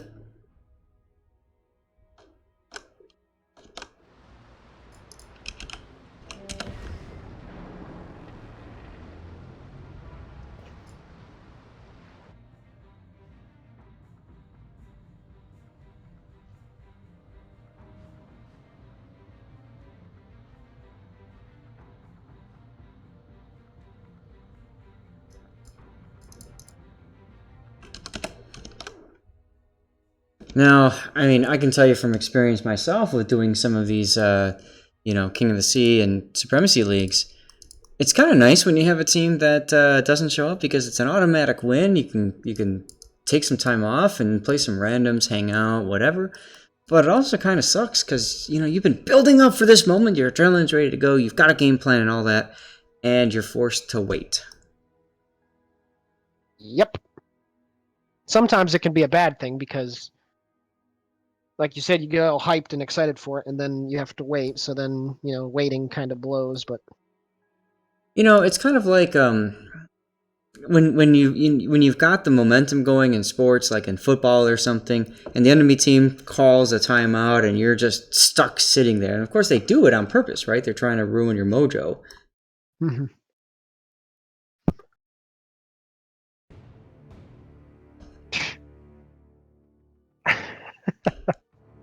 Some great chatter going on. I take it you just saw Puddin'. Of course. Of I hate course. school bus. I hate school bus. It's the most lazy, disgustingly abhorrent camo. Hey guys, let's just color it piss yellow. It's the worst that could happen. The rewards Yeah. are great. I'm not gonna lie, the rewards are great, but What? It's just 100% Commander XP, isn't it? Hey man, Commander XP is more important, in my opinion, than things like free XP or regular XP. Oh, I agree completely. I mean, it's nice. Pronounced Worcester. Lol. I would say like it's so nice being able to take a 10-point captain and boost him up to 19. It's so nice being able to retrain captains at will or redistribute skills at will. You don't have to spend doubloons for any of that. Mm-hmm. And that's why I think it's the most valuable currency out there, more valuable than free XP, because free XP you kind of want to hoard, right? But Commander XP, you can blow it out if you want to, or you can hoard it as well. And the nicest feeling ever is just knowing, all right, if I got to move this captain, I got to move it. It's not going to cost me anything to do it. Yeah, absolutely. It's good. It's really good for the player to have that ability. So, yeah, for sure. I'll be right back again. No problem. Do me a favor, ready up your Eerie, as BN is dropping in. So we actually have a game, guys.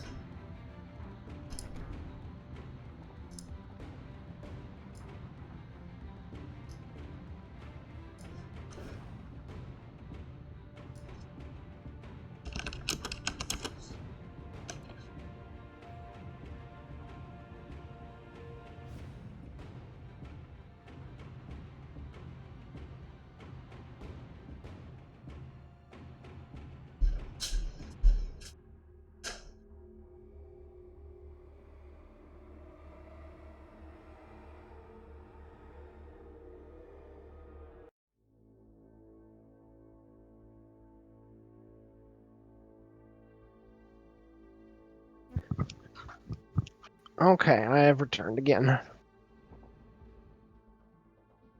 Welcome back. Looks like they're still just kind of getting everything finalized here.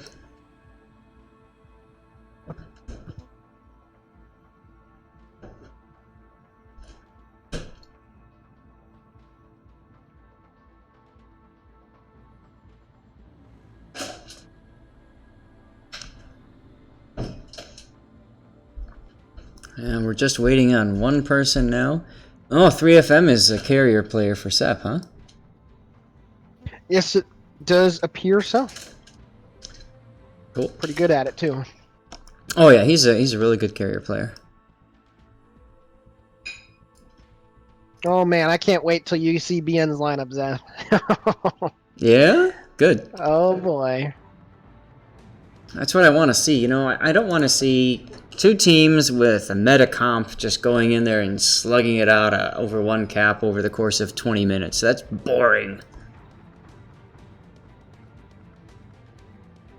Yeah, this is on a side note, it's not advertised as such, but for teams that are going to do King of the Seas, this is a good training ground, honestly. If you're not too worried about your result, come into WarGames and test some things out against real competition and see how it goes. So, yeah, it's definitely it's definitely something you can do. You know what? And even so, this is one thing I love about it is it's a really good opportunity to practice things like voice communication, working with your teammates. You want to get to the point where you can look at the minimap and you know what somebody's doing based off of where they are, what their positioning is, and stuff like that. So you can trust them. Yes, for sure, for sure. Oh, nice. Okay. Let's see here. On SEP side, Mr. Zath, we have the Hiryu, Yamato, and Montana for the battleships. We have Worcester, Double Zao, and the Island Sheep and the Stalingrad, and then a double pairing of Gearings. What do you got? You just read off my side, so I guess I'll read off yours. Well, that was embarrassing. I totally did that. You've got a Midway, Montana, Yamato, Worcester, Hindenburg, Zao, double Stalingrads, and an Erie and a Gearing. Well, that was, oops. It's confirmed I suck at commentating. I can't even get my own team lineup right. Check out that Erie camo, huh? Isn't that cool? I love the colors. Anyway. Oh, wow, that looks really nice. Doesn't it? It's like, that needs to come out more. I do like that. That's good. Okay.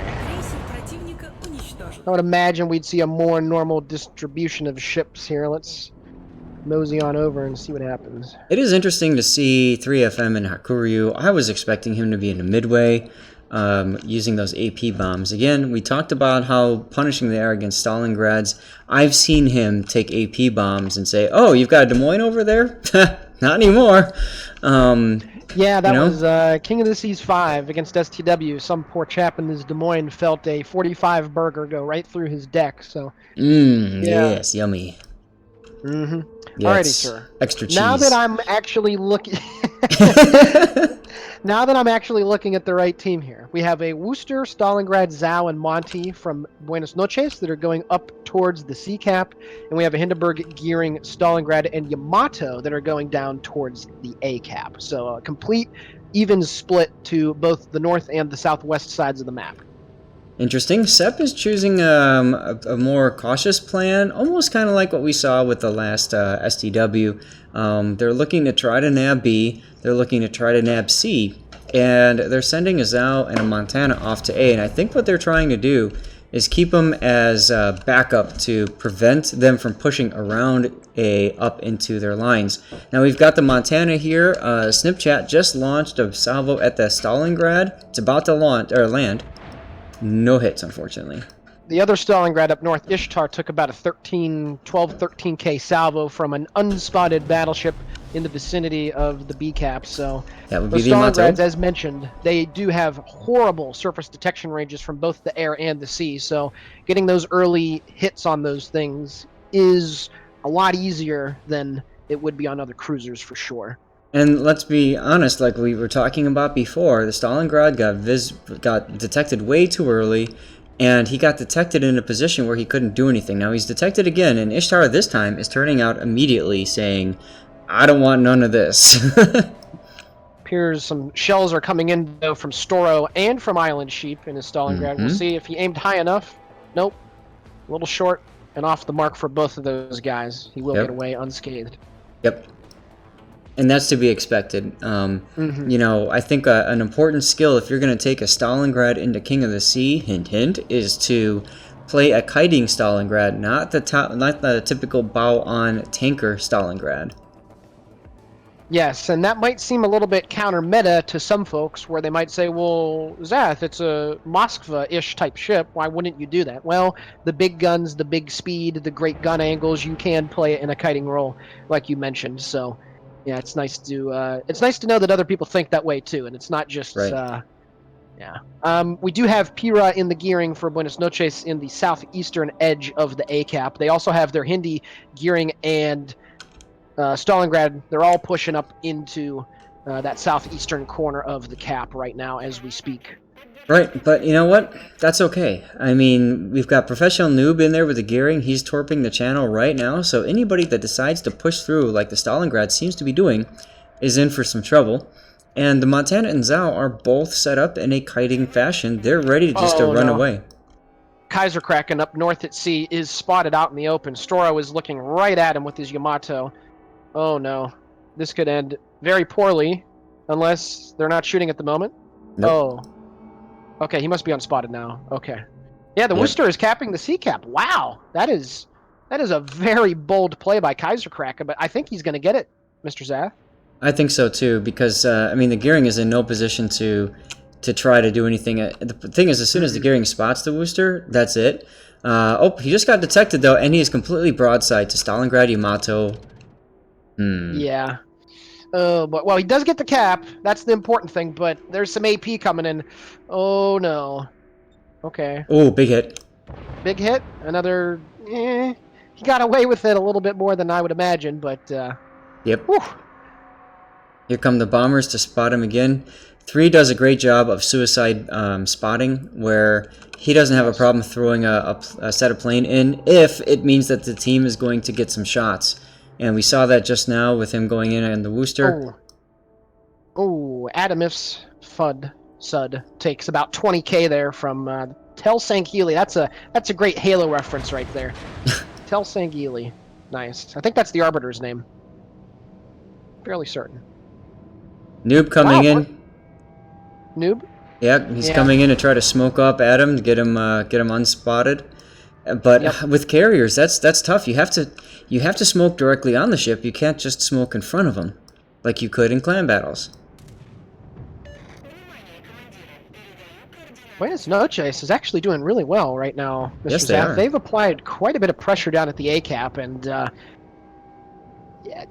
now they're getting on B too. Mm-hmm. See, Pira's gearing is at the very southern edge of the B cap, and there's nobody within radar range of B. So Buenos Noches is going to flip that cap here, not too long from now. Gearing is going fishing, but he's coming up with no results. No, he's not. Another set of torps that has 2 convenient gaps. Yep. Seems like they always work like that, doesn't it? Yep. Adam got himself into the smoke, but he's got to be careful. The Stalingrad radar is just about in range. Oh, the Stalingrad slowed down. And Ishtar is pushing right into C. They are going to flip it. Sept, that is going to flip it. But, yep, 3FM, some very nice spotting right there, getting those torpedoes. Or no, I'm sorry, the Buenos Noches' carrier, getting those torps spotted as they're moving through C. Mm-hmm. Yep. And Ishtar sees him. He's, I believe, backing up as well. Pulling forward now. Hindenburg down at A, taking some big hits. He does have to make this turn, but he might make it. He's down to 6k. I don't know if he is or not. Maybe. He'll be okay. He's out of most of the heavy stuff. Yep, takes a couple overpens. But he's going to get out of there alive. Adam's FUD spotted. Oh, those Yami shells came very, very close to his front bar bets, so... Yeah, Buenos Noches right now, man. They are playing a pretty good game. Just got to be careful about stretching a little bit too far like Kaiser Kraken did. He's back in the C-cap trying to cap it. Took a pretty decent hit. It's down to 17,000. Drop a third one is also getting ready to get dropped on, no pun intended there, by the Midway. Yep. And he's going to be okay. Yeah, I think being on the line there really saved him a bit. Uh-oh. I think Blaze is going to be the first casualty of the game here in the Hindenburg. He's down to 6k hit points. He's down to 2,200 now. He just took a decent hit. Yeah, I don't know why he turned in like this. He should have been going behind the big island. Yeah, I'm not sure. Jamie might be going down here too. Monty AP coming. Oh, wow. Just a little bit too high. A whole bunch of overpens on Yami Mendoza's superstructure. And, oh, man, that's a few big hits back to back to back. Adam. Wow. Gearing. Gearing just got whacked, and B-Cap, both of them did. There's a lot of mobility to this fight going on right now. Well, here's the thing. Sepp knows they got to do something. They're down all 3 caps at this point, which means BN is going to win in 3 minutes and 20 seconds if nobody dies. Professional Noob is spotted by aircraft. Yami Mendoza's got AP coming his way. He dodges. Yeah, Sepp's got to get some kills here. They do have a few Buenos Noches ships down by the bows a little bit with the Worcester and Yami Mendoza's Stalingrad, but yeah, they gotta find a way to get on these caps, man. But I don't know. Noob is spotted again. Pira's got some shots coming in from Snipchat that fall off the wayside. I'll tell you what, Kaiser Kraken, I'm amazed he's still alive. How many shots and shells have been coming into him? It'd be very interesting to find out what his potential damage is at the end of this game. Yep. Floopy's got to get off of the sea cap with some torpedo bombers coming in. I'm surprised, maybe the Stalingrad doesn't have an angle on him, but I'm surprised he wasn't being shot at by the Stalingrad. Yeah, he doesn't have an angle. Doesn't appear. Nope. Yeah, Buenos noches, man. You can tell. These guys are for real. Again, they came out in WarGames 1 as their first ever time in competitive, and they did very well for their first ever time. And now they look like a team that could maybe turn some heads in the big tournament next month, in my opinion. They've played pretty well, honestly. That's awesome. They've played pretty well. Yeah. Stalingrad is getting squeezed by torpedoes. Not a threat, though. He's fine.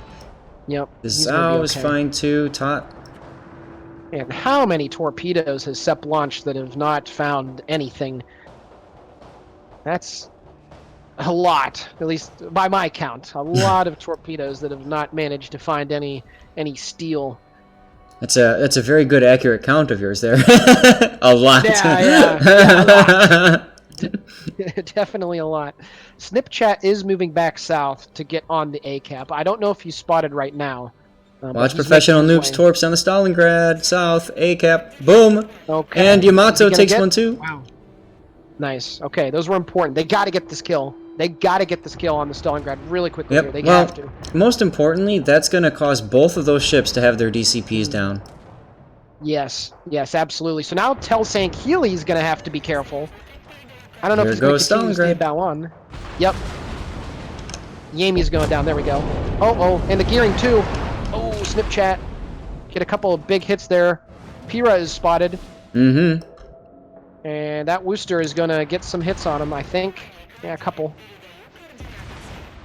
They get the B cap flipped. They're not out of Montana. it. Ooh, yeah, Snipchat Kaiser. just took some torps. Kaiser looks like he might be next in line here. Not sure. It just went dark again. If 3 can suicide spot, there it goes. Oh, there it is. Sepp. That is Storo. A nice shot right there. Okay. They're bringing it back a little bit. And now their Yamato's in trouble too. Oh, no. Watch this. Watch Snipchat. He's Yeah, going to come right backing around. up. I think Tell's going to get him. Or, excuse me, Snipchat is going to get him. Snipchat shoots. Oh! Snipchat, but he biffed the shot! Yeah, he did. He biffed the shot. How in the world did he manage to miss that? But Oh my goodness. Thel managed to get some really good hits on. Yes. And now the torpedo planes are coming in to save. Wow, that is a huge missed opportunity right there. Pira might be going down too. He's getting shot at. He's down to 418. Yeah, Snipchat's dead. He's going to die here. There's no getting out of this one. There he goes. Pira's still alive at 418 hit points, Mr. Zath. What? Oh boy. Yeah, 418. He's just southwest of the B cap. Tell might be going down here too, unless Adam. His shots at Adam. Nope. He's not managed to get the kill. Wow. Wow. Oh, Island Sheep gets a big hit on the Zao. Now, Ishtar in the Stalingrad is kind of trapped now. He's going to get focused very quickly. Preteen, I think, should be able to get the kill here on Telsank Healy. I would imagine. Him or the Zao. Yeah. They both got him. They're both hitting him pretty hard. That's all they got to do is just spam. And he should be going down here. I would imagine. Yeah, he's burning in multiple places. Yep, he is going down. Okay. Sepp is still not out of this. They need to get another kill here really quickly, though. They need to get another kill. And it's going to happen up north with Ishtar. And here's the thing. I mean, you see, for the vast majority of the game, man, BN had the lead. They were looking great. But all it took was one ship to make that one mistake, and now we see the snowball effect. Yes, you do. And this is something, Zath, that, like I said before, Buenos Noches has played very well getting into comp for the first time. Now you have to learn how to protect those leads. Yes. Once you get your guys in the right positions, they had a 3-cap lead, they had a 100 point lead, and it's still not over, of course, but kind of let it slip away. And that's Yep. the next step that you have to take. And there we go. Island Chief does get the kill. So, because you can see here, you know, Sepp has been trading a lot of kills, and they're going to take the lead here with the points, assuming that nobody else dies. I mean, Storo's not in a good spot, but it's like there's some dive bombers. Yep, there's some dive bombers coming in. And I don't know. I think Storo might be going down here, though. Gearing is trying to save him, and he might be able to with defensive fire. Yeah, he's definitely got his defensive AA going. 3FM also has his fighters. Oh Yep, boy. just enough. Now the big question, will he be set on fire again? Yes, because you know that Zhao, if he and the Montana, you know the Zhao is going to be stealth or not stealth, blind firing into that smoke screen. Yep, Oh yeah. Here come the shells. Oh my god. Oh no! Whoa! Wow. Whoa! Okay, it's not detrimental. It's not a deal breaker because they still have 2 of the 3 caps, and they're actually going to get A. But this is why you turn your anti-air off in smoke, because you can see those anti-air guns, and I mean, easy to hit. Here goes Storo. Oh man. Okay. Right. Now we're back into this here. It looks like Takuri in the Monty. Is he going to try to get on B? He has to back up, Zath, so he's going to lose some valuable time here. But he's going to try to go into that gap. I would imagine that's due east of the center point of the B cap. Yeah. I would imagine. Did he pull a Notzer? I don't know if he pulled a full Notzer, but I think it's safe to say we can just give him the benefit of the doubt, I guess. But this is do or die. 1 minute left. BN has to do something. They don't have the hit points to be able to do it. Except for the Montana, but he's not in a position to really help right now. They still have the time, but yeah, because Sepp is obviously getting 6 points every, 3 seconds or so. Yeah, I don't know if you've got the shot, the stop clock mod or whatever, but we're at 50 seconds left in this battle. Yeah, I think Sepp is gonna narrowly escape with this one, but because I don't know where else the kill is gonna come from. Because Island Sheep is the only one spotted at the moment, and he's obviously on 60,000 HP. So,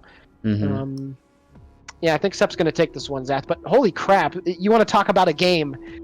This has been a fantastic starting game. Yeah. I will admit. This is what we wanted to see, isn't it? Right? Yes, it is. Absolutely. It's always great because as casters we have to be objective and unbiased. Like we want every series to go to 3 games because it's better entertainment. Yep. So they are going to move on to the B cap right here as the game's about to end. But Sepp takes game 1. Oh yeah. What a game. Absolutely. And this is this is absolutely what we want to see. So hats off to both teams for putting up the fight they did. Let's take a look at the plane kills. Kind of even across the board, honestly. Both carriers seemed about... They were both in control. I think both carriers, and granted, I know I'm not a CV player. You could probably speak a lot better about it, but I think that both carriers played admirably. I don't think one had a particular advantage. Maybe in the middle game, the BN carrier had a bit more spotting, but certainly at the end, there were still plenty of Hakuryu planes flying around. So, yes, as a carrier player from competitive, when you look at the screen here, you should not see your carrier with the most plane kills. A carrier that has the most plane kills means one of two things. One, the enemy carrier just didn't know how to handle his planes and just got wrecked. But more commonly, too, it means that your team isn't contributing to anti-air. And when you have a setup like this where spotting is so integral to being able to know what the team is doing, you need your teammates to have full maximum anti-air capabilities. That's key. So like this Hindenburg, he might not have been in a situation to shoot down planes ever. That's a possibility, but one thing that I take away from looking at this is how evenly BN was shooting down planes, which is great. Ultimately, it didn't cause the win, but this is what you want to see. Yeah, absolutely. That was great. I mean, I would imagine that Sepp is not particularly thrilled with how long it took for them to get the win there, but like I said before, I like watching Buenos Noches, man. They've definitely turned my head, and I think they gave them about all that they could handle. That was, like I said before, the next step after you can win games and do good, you just got to learn how to protect leads, and it's delicate. It really is, because you saw a couple BN ships just stick their necks out a little too far, and then snap of a finger immediately they get killed, and then you lose that area control. You lose that presence. Presence is a big thing, even if you're not directly shooting at anything. Just looking at the minimap as an enemy player and seeing shit, they got a BB in that spot. It changes. It changes the mindset. It changes the way that you approach it. So. Oh, absolutely, yes. And you have to respect the carrier. A lot of players don't. And we saw back in the last season of King of the Sea with 07 running Grozovoys, and this is pre-buff, right? I mean, with their max anti-air builds, man, as soon as those things got spotted, you lost a squadron of planes. So, I mean, that's not sustainable throughout the entire game, and that's the point. You have to whittle down the carrier's reserves to the point where those planes are now gone, meaningless. They're on fumes. Mm-hmm. Oh, we got a little rule thing going down with one of the other games. Give me a second. I need to... Roger that. Meanwhile, I'm going to draw our next raffle here.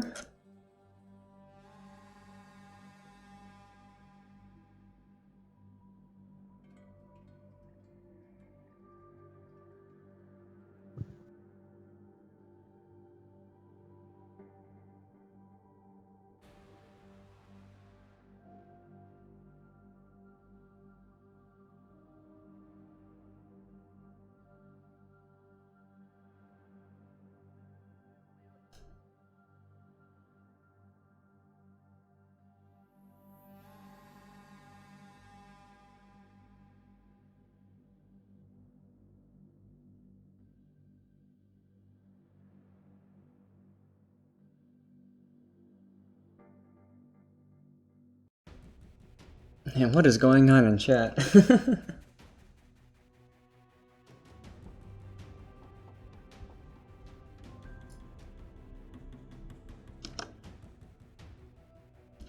Now, while we're waiting for Sneaky to come back and stuff, let's talk about Haven. Haven is an interesting map in that it's basically two sets of concentric circles here, one inside the other.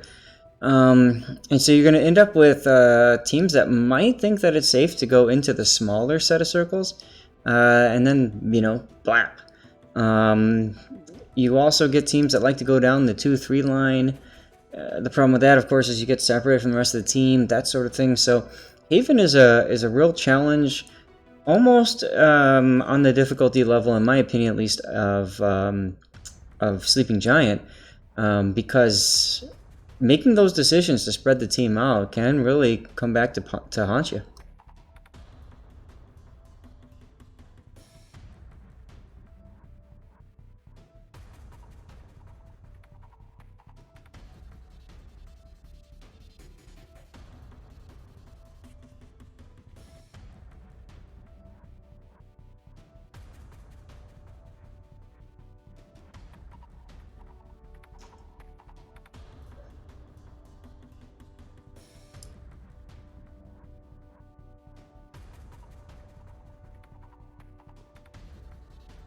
Oh man, CVR just withdrew from the tournament. They're done.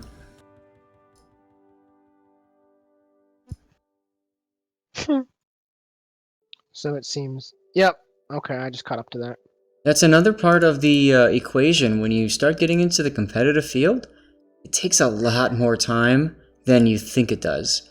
And I'm not talking about just time to sit there and play. It's the constant stress of, communicating with your team, keeping an eye on consumables, thinking about where things are, where people are, that sort of thing, possible threats. It really grates on you. And I'll tell you what, some of my most taxing moments were playing carrier for APOC and Supremacy League, and playing like 5, 6, 7 games in a row. Oh, Yeah, that's true. However, if you're going to commit to doing this, you should know that this is a commitment. I mean, get good, nobody's of scrub. course forcing. Well, dude, I mean, that's the thing. If you're going to invest the time to do this, you should know. Like, it's simple. It's called read the rules. Like, I mean, Quad, myself, C Raptor, everybody like that works on the rule set. Like, we spend so much time, and then we have those meetings like on the Friday before the tournament. Like last night, Vass hosted it. It's like, okay, we're going to go through the rule set. What questions you guys have? Like, there comes a point where you can only do so much, and it's like, if someone's going to drop out like that, well, then why bother signing up in the first place? Well, yeah. The point I'm getting at, though, is I think, especially if you're a newer clan, most of the players don't really know that it takes that much time, and that there's so much involved. And then you add to it, when you start losing, you could have people that start pointing fingers, and then that just gets toxic, to the point where people say, you know what, to hell with this, it's not worth it. So it's one thing to say, yeah, I'm going to be here, but it's a whole nother thing to not only just commit the time, but to commit the stress, and to commit the sportsmanship, I guess, for lack of a better way of saying it, and professionalism throughout the entire day. To look at it, and you and I have had this where we were down 2 games, and then, okay, we have to do something. We got to make something, and it's not, so-and-so screwed up, and it's your fault. It's we have to move past that. We have to figure out what's wrong, and we have to fix it. And we have to do it now. We can't afford to get into a pointing fingers fight over this. Mm-hmm. But we have experience as a competitive team to be able to say that this is what we have to do now in order to change, in order to win. But a lot of the new teams, they don't know that. Yeah, they don't. And, that's why we made tournaments like this, so you can take a dive into it if you want. But, I mean, we're definitely going to do something about it for the next set of WarGames tournaments whenever we do it, because our intent is to do these in between each King of the Seas tournament, because there's only a couple or maybe 3 a year, so that's our intent. But that's something that we're going to definitely discuss and talk about, is teams that show up, or they drop or whatever. Like, we need to find some way to penalize, if you will, teams that do that, because it's not cool to the other guys that come in and take the time to get all their guys there, get everybody ready. I was a strong proponent of having these kinds of events in between, during the off season, as kind of like, exposition game, so to speak. And if I could give you any suggestions to take back to leadership, it would be to find a way to mix up each of these events. So in other words, it's not the same thing that we're seeing. If you ever watch, like, I don't know what the show is, I think it's called MasterChef or something, but they have like a secret ingredient, right? Mm-hmm. I would love to see you guys do something like this with a secret ingredient, and maybe it doesn't have to be a tier 10 ship. Maybe it's in a Zumo, okay? No. But you see where I'm going with this. A good team is able to find a way to work any ship into its line, and I think that in itself is a beautiful learning opportunity, not just for the new teams, because I know that's what you're trying with the new teams, but it also might be something that encourages some of the better teams, quote unquote, to come in and say, you know what, let's have some fun and let's try this out and see. And you could have it so that each of the rounds is a different secret ingredient, or each of the days is a secret, whatever. But you know what I mean, like, just to twist things up a bit and even throw some of the better teams off guard.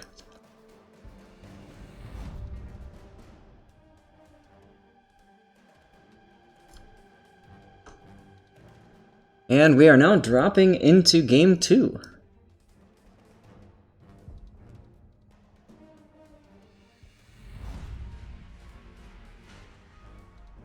Looks like 3FM is retaining his spot in Hakuryu, Montana Yamato, same, Wooster. Now Professional Noob is changed to a Minotaur instead of a Destroyer, so I guess he really wishes he had a heal. We've got double Zaos and a Stalingrad, and now Dachshund is in a Gearing. Okay, and on Buenos Noches' side, we have a Midway, Montana Yamato, Wooster, Hindenburg, Zhao, double Stalingrad, Gearing. If not mistaken, that is the exact same lineup that they had on Trap. Well, when you have a game like the last one where things almost worked out, I don't know that you want to change a whole lot about it. Yeah, I mean, there's a school of thought, I guess, with the competitive communities. Do you have a whole bunch of different strats to run on all the different maps, or do you just kind of stick with one thing and, whatever happens, happens? I mean, obviously you'll get comfortable if you stick with just one particular ship, but it's certainly up for debate. Alright, let's see what we got going on over here.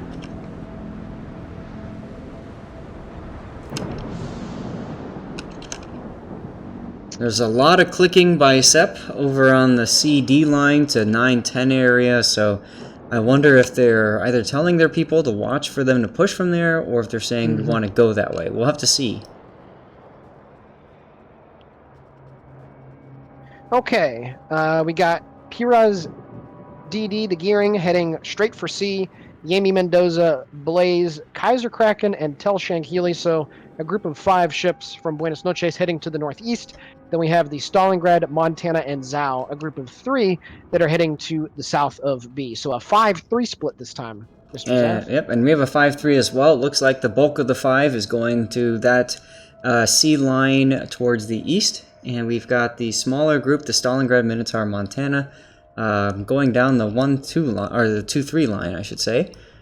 So I'm guessing. Oh, big hit by Island Sheep. That Stalingrad What? of his, just blapping the Hindi of Blaze for about 15,000 damage. If you didn't notice that, that was an excellent shot from long range. That's the tough part when you're a caster. Here comes another shot. Another hits. I don't know what it did though. A couple scratches. So he's down to about a third hit points. And right there's that's the Stalingrad. That's what everybody, was thinking about bringing it into King of the Seas for. It has literally battleship levels of firepower. So you can get those huge dunks, especially early on because of the great shell velocity and how quickly they're able to get rounds down range. And unfortunately, Blaze was on the receiving end of that. So. Yeah, well, I mean, not only that, but how about the fact that his turrets were perfectly aimed to be prepared for that shot? Yes, and absolutely. Again, this is we go back to this is not clan battles. There are aircraft carriers here. You have to anticipate this. Here comes now Mendoza is peeking out for I don't know what reason, and he's going to start getting whacked. He took a decent hit right there. I think somebody got a cheeky citadel on him. He's down about, 16,000 HP. Yeah. Yeah. Somebody must have. I mean, he's getting himself in position to get a shot on the northern group. He knows that they're up there, but that shot just isn't going to form. That northern group is past the islands already. It's too late. Here comes some torps. Is there going to be another convenient gap? Of course there is. Uh-huh. That is insane. Oh, man. I don't think I've seen a torpedo hit yet against these. Oh, boy. Now, okay. Blaze is in trouble here. He spotted there's 2 Zaos and a Wooster and a Gearing all looking at him, plus possibly the Yamato. Yeah. Yeah, this is a pretty slick tactic, getting that Gearing out in front of those cruisers to get the smoke, of course, and then being able to stealth fire behind it. That is some pretty wicked stuff. Bien is going to get C, though. Pira in the south part of the sea cap does gain control for Buenos Noches. Oh, I didn't even notice this, Zath. Ishtar's Stalingrad is down to half health. What? South of B. Oh, yeah. Can't cover everything, but I missed that. Oh, Pira as well. Taking some massive hits. He's taking some massive hits down south of C. He's trying to wiggle his Gearing booty to get out of there, but he's down to half H points as well. Yep. And this is what happens when you make those bold plays early. You're almost too fast. And yes. the team's able to whack you because of it. And that's the thing. Was it worth it? They got the C cap, but their DD lost half his HP. So was it worth it? We could sit here and have a debate on and on about it, but Yeah. regardless, he's not going to be as combat effective as he probably could be or should be here early on in the game. Meanwhile, Yamato takes a torp, Storo. Preteen took a torpedo as well and airdropped. Adams broadside to the enemy Wooster. He's taking some high explosive spam. Mm-hmm. Seems like the guys that are over to the west of B for SEP are being pretty passive here at the start, just kind of getting a kiting position. At least it seems like that. The Monty and the Stalingrad of Island Sheep. Is that going on over there? Yeah, and I mean, we saw it happen last battle. They just took their time. Now, here comes some AP bombers angling in on this Wooster. We have to watch this carefully on Preteen here. Yes, we do.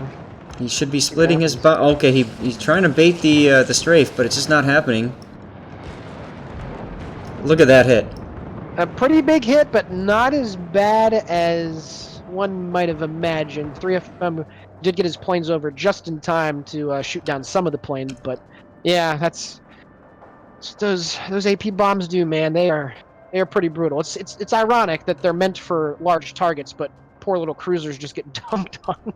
Well, and that's the thing. Like, Archangel took a little extra time to line up those shots and try to bait and all that kind of stuff, and it just didn't work. Uh-oh, Kaiser. Nope. Oh, safe. Storo just a tiny bit off the mark, just a little bit short. See, Sep is opening up a nice point lead, though. Blaze is doing Buenos Noches. Blaze is doing a nice job of staying way the heck away and just HE spamming and being a pain in the butt, which is good. Yep. I don't know about Thel's positioning here in the Yamato. It seems to be very, very, risky.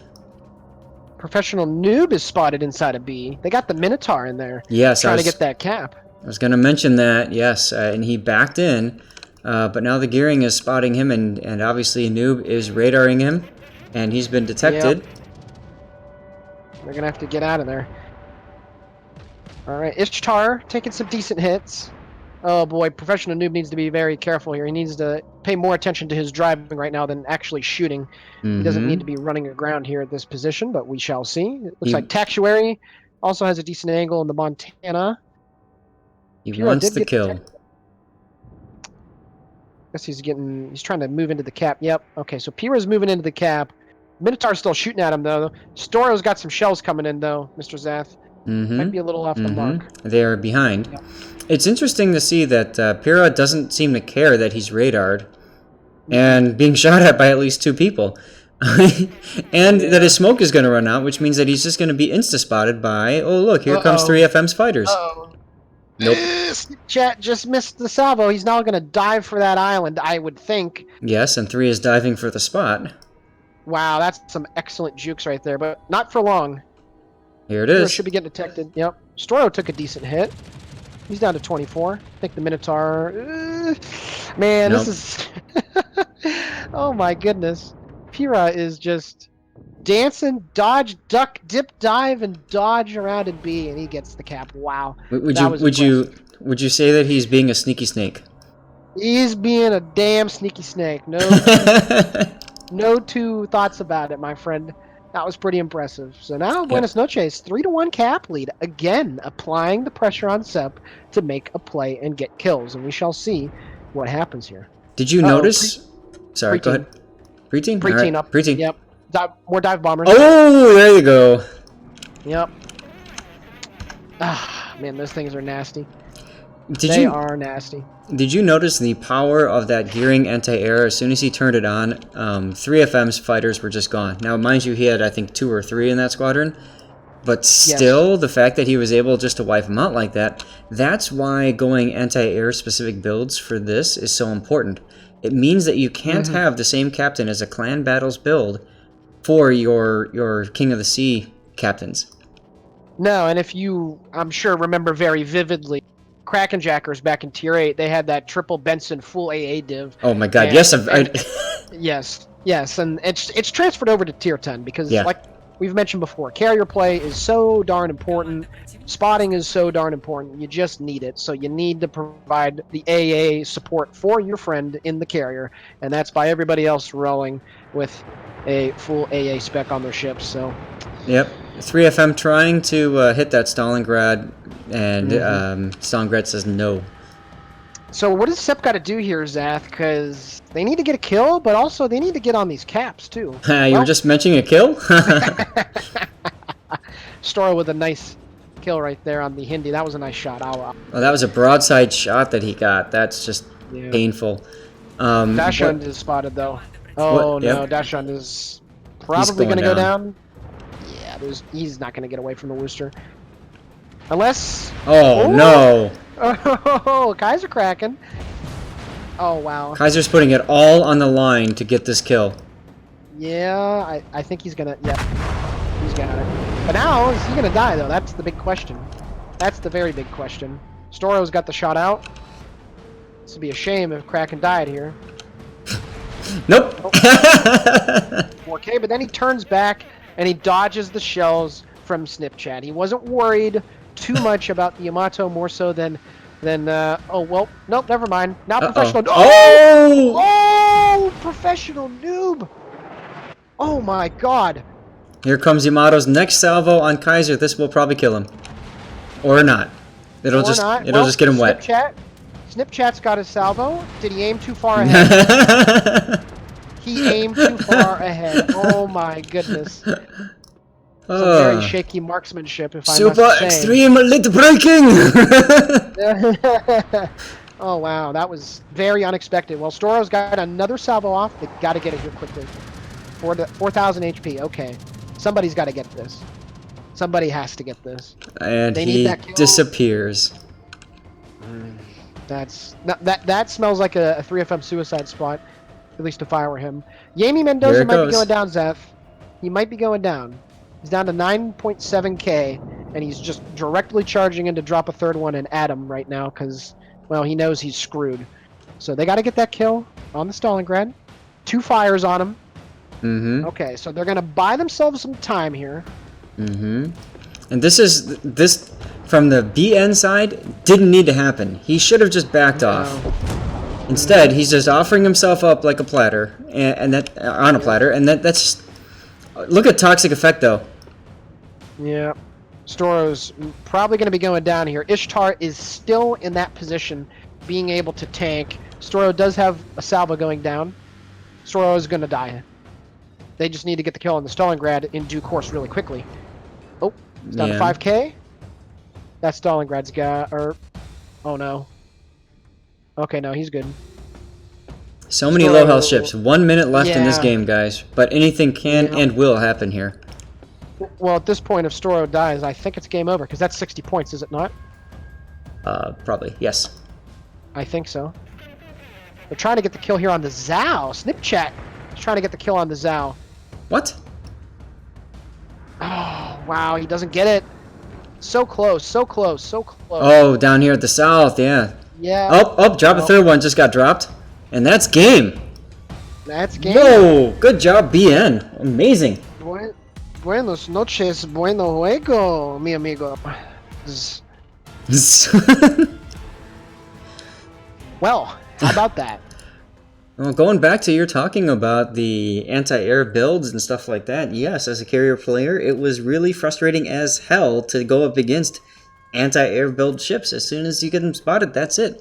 And we see that here with 3FM's Hakuryu. Those Japanese planes are made of paper, man. They just go down. Versus the Midway planes. And if I'm 3FM right now, I'm thinking, guys, let me take Midway. Let me take Midway. You know, like I just and you know 3. You know how he sounds. Like that's probably what's going on in the chat right now. I know that there's a lot of opinions about Hakuryu and Midway, and obviously the Hakuryu gives you a lot better spotting. I'm well aware of that, but it's a debate that I should stay out of. Let's put it that. I should stay out of it. But, to be honest, the cool thing is that there's even a debate. Well, for sure, and I know that and I know that I speak for basically the entire EU server. Like nobody brings a midway on that because it's what's the point? It's all spotting. Nobody cares about being able to do alpha strikes. It's just about all spotting. And I mean, no big name team has ever won with a midway at the helm, with the only exception being '07 and King of the Seas 5. They did win the NA side of the but then when they did the cross server, they got obliterated by Wargaming Pay to Win, and Wargaming Pay to Win had a Hakuryu, and they were able to control the spotting. So, I mean, it's I don't know. I would pick Hakuryu, but I see why people go for the midway. I mean, you saw with the Worcester. I mean, it was two big hits from two different attacks, and bye bye Felicia, that was it. So. Yep. It's definitely enticing. I see why people do bring it. I do see why. I'll tell you, as somebody who's played carrier in competitive, nothing is more frustrating than just sailing around and not being able to do a damn thing.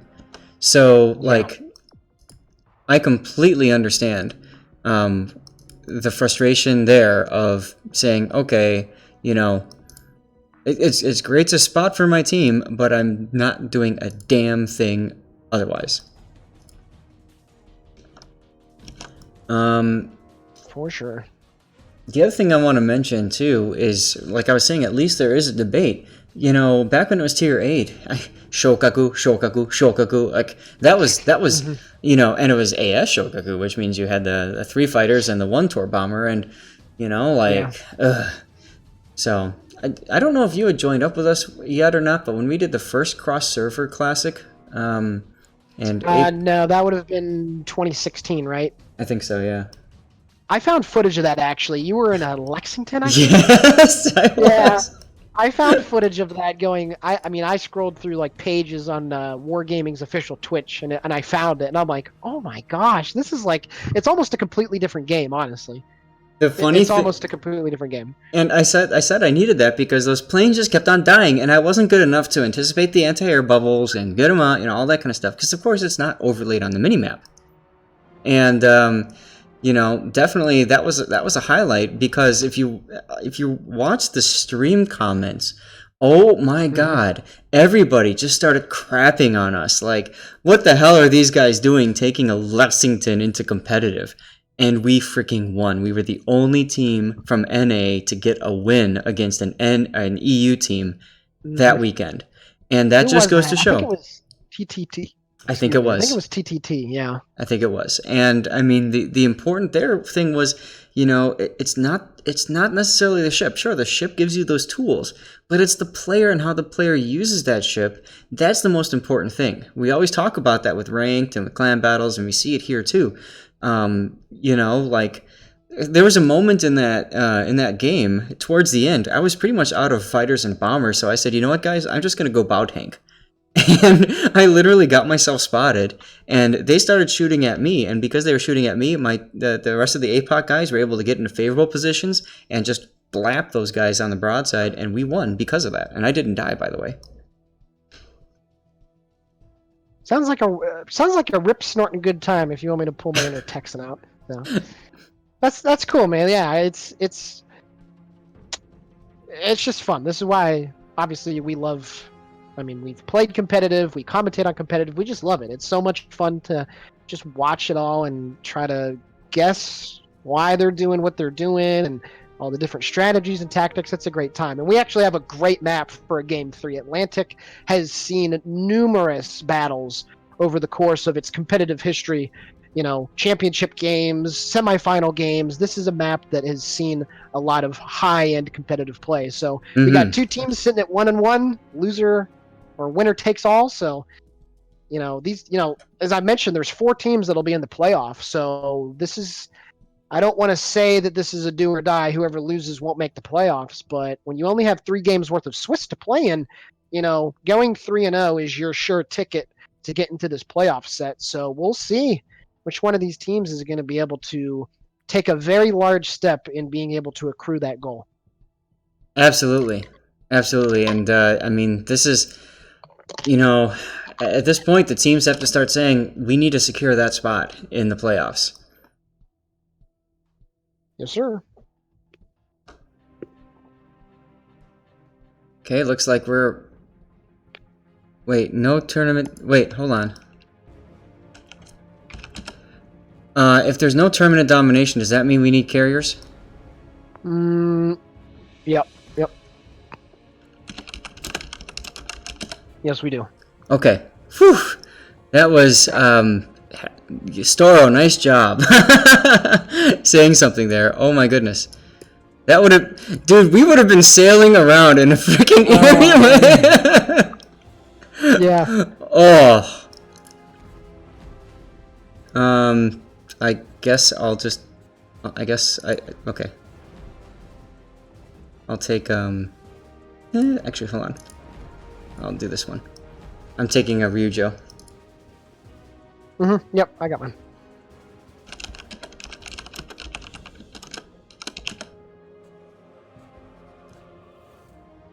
Don't pull a Sea Raptor! They're roasting me. I know how to manual drop. Get out of here. Even if it'll take me a hot minute to do it, but we don't have to talk about it. Alright. Same lineup for Buenos Noches. They're going with what's working. And why not? It got them a near win and a win.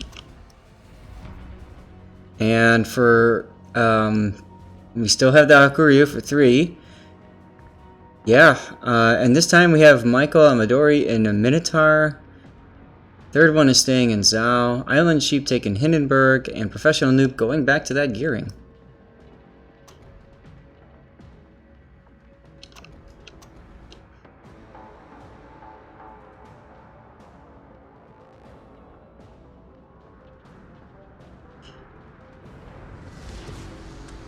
Battle starts.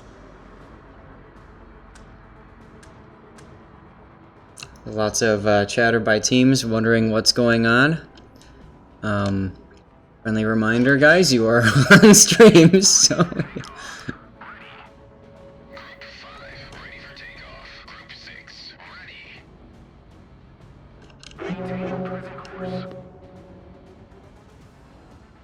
I love the horn on this Ryujo. It sounds like... it's the same one that the Saipan has.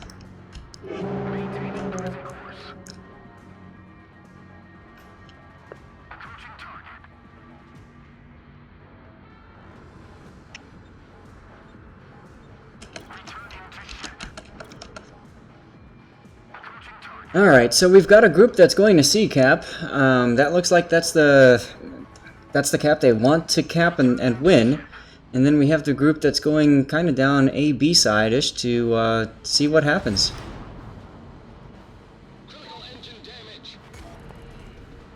Okay, so is there any reason why my manual is working right? Oh man. What's going on here? No floods. You didn't get any floods? I didn't get any floods. I really don't know what's going on here. Alright, we'll try this again. We see a lot of clicking as the Zhao now gets detected. It looks like your guys' are mainly going up to the C side as well. Looks like almost a mirror play. Yeah, my manual drop is not working right now. Like I'm pressing the button and it's not doing anything. Yeah, they're saying you can't flood teammates, so we're gonna have to see what happens. What ship are you in? You're in a Ryujo, so you can manual drop. I'm in. Yeah, I know. I'm literally pressing it. It's not fucking doing. Well, you lose the race. Yeah, I see that. There we go. That's all right. I'll kind of play off both. So obviously BN is going. Interestingly enough, they're not going as aggressive towards A. They're staying more closer to the C side. I think they want to be able to reinforce C as necessary. But that means they're going to get flanked easier. And I didn't get any floods either. Nice. Yep. One person in our chat is saying you can't get floods on friendly anymore, which maybe was something that was patched. We'll see. Shots coming in on Wooster, but he disappeared. Maybe that was Hindenburg. I think it was Hindenburg. Zhao Stalin taking a couple of hits. Nothing big right now. as Thel is really up there.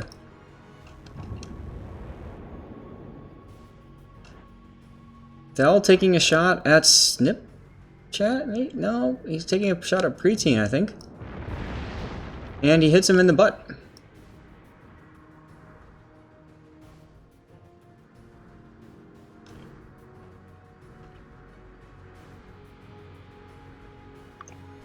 There you go. Killed by the worst. Kaiser Kraken gave up some spotting to be able to take you down. How do you feel about that? I didn't know that was changed. I didn't know it was changed either. I mean, I lost my engine and rudder, so It is what it is. It's unfortunate, though, because Kaiser Kraken obviously gave up a little bit there. When did they change that? Like, honestly, No, when did they change that? Like, no flooding or fire. That's just ridiculous. I don't know. I hit myself with all of my torps and all of my bombs. Like, whatever. Okay. That doesn't make sense, because I could have sworn that I accidentally hit somebody with a Zaltorp and flooded them out or something, but maybe I didn't. Whatever. Yeah. Who cares? What matters more is the game, and Ishtar is now playing a cheap Yamato and paying the price for it dearly. Pyrrha and Pyrrha and Kaiser Kraken are kind of moving back towards A. I know that Sep has some ships in the vicinity of A right now, but they do have 2 out of 3 caps, so that is obviously going to tick up some points decently for them. Yeah. But yeah, that Minotaur. Oh boy. Yep. He's going to be okay. Did he take a big hit right there? There was some AP shells that got over the corner of the island, but no, it was the AP bombs that chunked him initially, and then it looked like he just took a decent HE salvo from the Hindenburg. But it looks like the Montana. I don't like this. The Montana and Yami are both really close to each other, so it's very easy for Sep to anticipate those battleship shots. Yeah, and it's just surprising to see that, because Buenos Noches has, they've gotten the nice split and separation, at least on the first 2 games. Nice wide maneuvers, getting both of their battleships out away from each other, and now they're all kind of pulling a CVR and congregating south of C. So this is very odd to see after they've played the first 2 games, honestly, really, really well. Yeah, they're all taking some decent chunk damage. Nothing major. Ishtar's probably the one with the least. Yeah, he's down to about 2/3. But I mean, it's a Stalingrad. He's still got 44,000 to work with. That's a very, very large amount. Island Sheep in Hindenburg is also getting kind of low. He's getting whittled down a bit there, but that's okay. He's in a Hindenburg.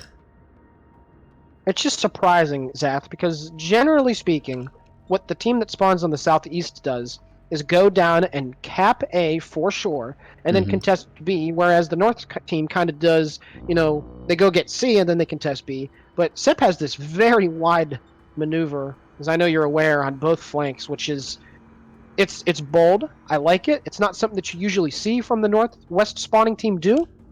And right now, Buenos Noches is going to be in a huge hole here really quickly if they do not do something, because it seems like they're just a deer in the headlights right now. They're not 100% sure what their next move is going to be. Well, they're turning their Yamato around, and they're turning their Stalingrad around, so they are giving up C now. And they are going to try to rotate into B cap, which, I mean, makes perfect sense. The problem is that the group that's south of B cap needs to then rotate to A, and they're not doing that. No, they're not. Jamil Mendoza here is about to take 2 torpedoes for some odd reason. Two, yeah. Yeah. He turned into those torpedoes. Like, if he had just been going straight, it would have been an easy dodge, as AP bombers from Archangel come in on the Minotaur. Snipchat's got some shells coming at him. I think he's going to get angled up just in time. And that is an affirmative, and they fall a little bit off his stern. But yeah, some unnecessary damage right there. Storo's got some torps coming in at him, though. Pyrrha is on the A-cap, but he is contesting. Nope, now he's got it for himself. Interesting.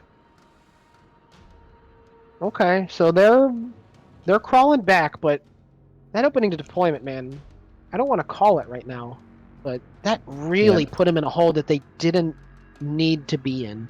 Then obviously we have the benefit of being, the nice objective observer up here, but was just odd. Very odd after the way they've played the first two.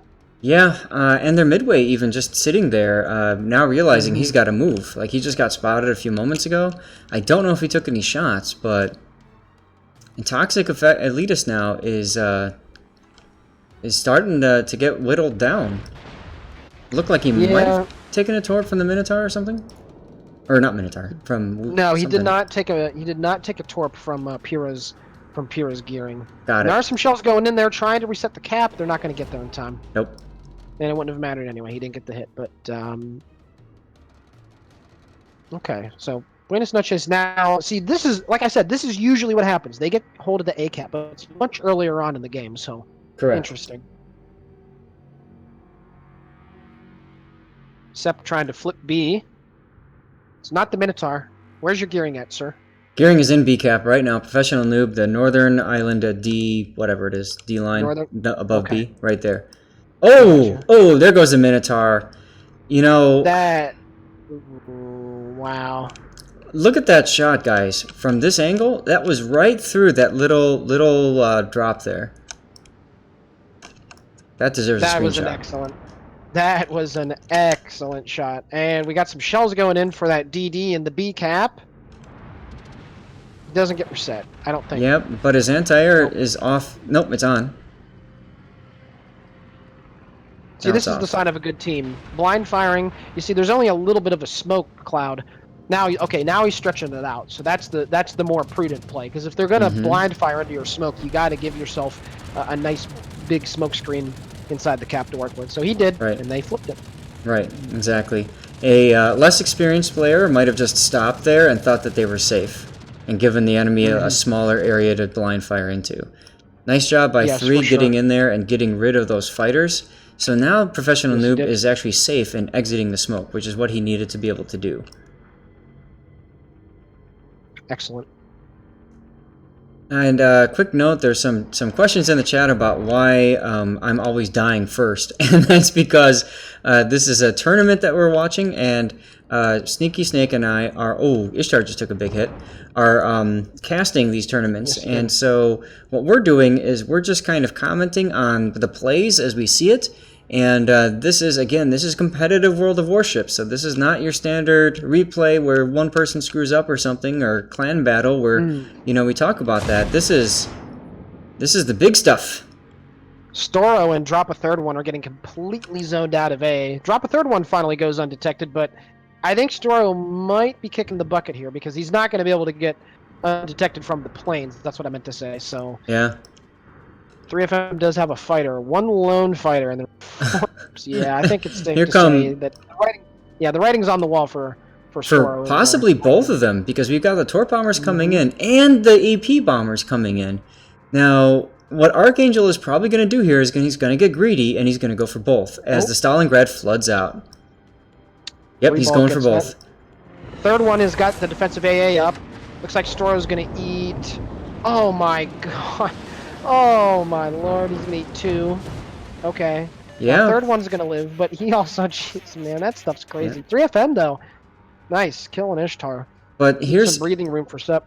This is a big misplay in my opinion on Archangel's part. Going for both when he could have just easily had one. He put in those AP bombs when he knew that the Zhao was going to run defensive fire and pop it. With those torpedo bombers to try to keep Storo alive. I think it would have been a better use of consumable for him or his time to wait out Drop a Third One's defensive fire. Oh well. Finally, Storo goes undetected for a brief bit. Oh, 800. 800. As he runs to the next game. Yeah. Buenas noches now is in a very, very good spot. Oh, yeah. They have Sep spread out so far. Wow, he does get the heal. Oh my gosh, he's still alive. What in the world? He's still alive. This is crazy. Not only that, but now he's firing back on a ship that probably thought he was going to get the kill shot. Yep. No torps. No bueno on Pyrrha's gearing. Oh, man. When Storo goes down here, again, it's not a question of when or if, it's when. When he goes down, Buenas noches is going to get this game virtually knotted back up. Yeah, I like though how Snipchat is rotating back in to try to help save his battleship buddy. And Storo just DCP'd. Okay, so next fire, that's it. Until he gets that heal off. Yeah. Yeah, I mean, he's doing the prudent play when he has no HP. There it is.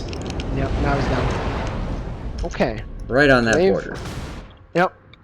Snipchat and Island Sheep are going to have to do some serious work here, getting damage on those guys that are in the vicinity of B. Obviously, your gearing is still in the B cap at the northeast section, but there are torps coming in. I don't know if they've been spotted yet, Zath. Pira's torps are coming in right to the south end of that smoke screen, and they're going to cover the entirety. The smoke and that B? smoke. Yeah, the smoke and B. The torps should be entering right now. Okay. Nothing is in it, so haha.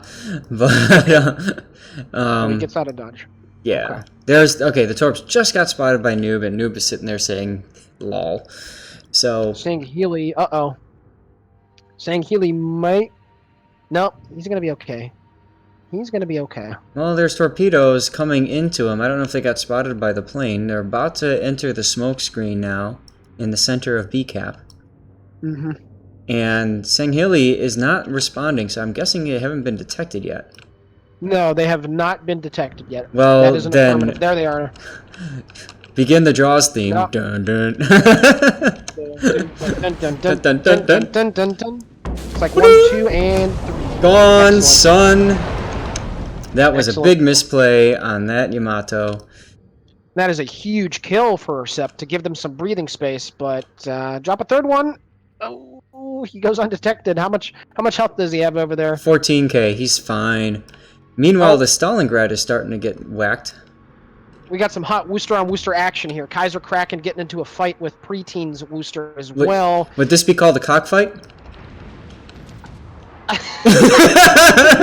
I think so.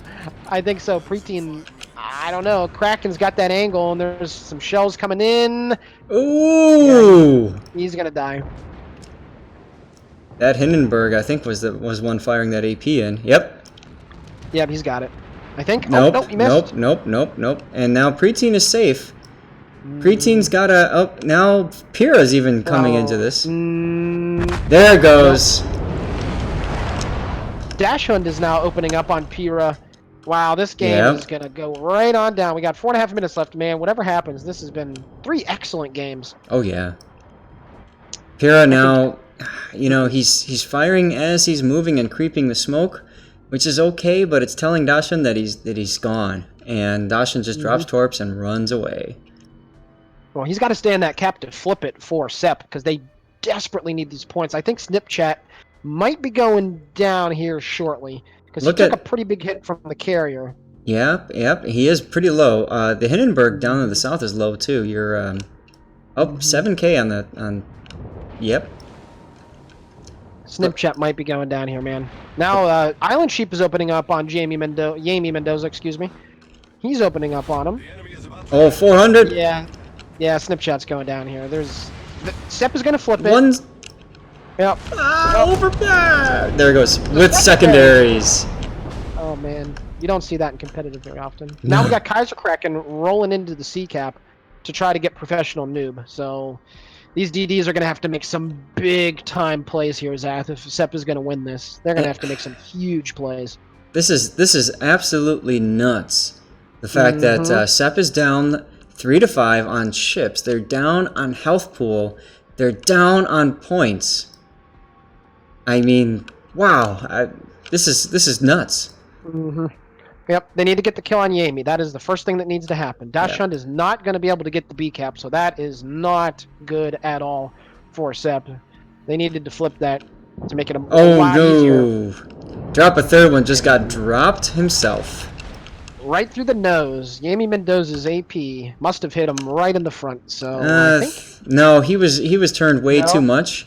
Okay. I think he might have been going for a little cheeky torpedo action, and you can't do that if you're spotted. No, Yami might be going down. I would imagine Island Sheep is going to get the kill here. He might open up a little too much broadside, though. Yeah, this is going to be a little too much broadside. Oh.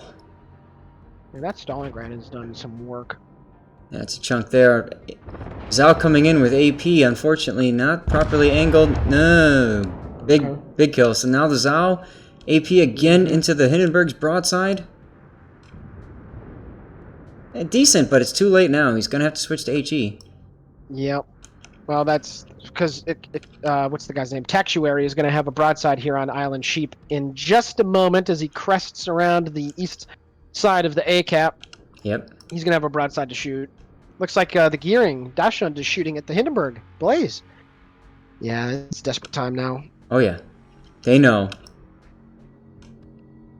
Oh, Professional Noob now is getting that Kaiser Kraken did an amazing job right there on C, pieing the corner. He knew that the Professional Noob was behind that island, so he just took it out wide and slowly made his way around. And with this kill on Island Sheep, Buenas Noches is going to take this set 2-1. There it is. Wow, that was impressive. And to think at least in my opinion, the misdirections with the deployment at the start, and they still manage. The fact that they were able to recover from that initial deployment fail, and that Sep wasn't able to capitalize on that fail. Ouch. Ouch. Well, I mean, what a series to cast, though, right? Oh, that was fantastic. Absolutely, that was fantastic. Well, that should have been the last one, because I think we were the only one that was going to 3. I'm fairly certain.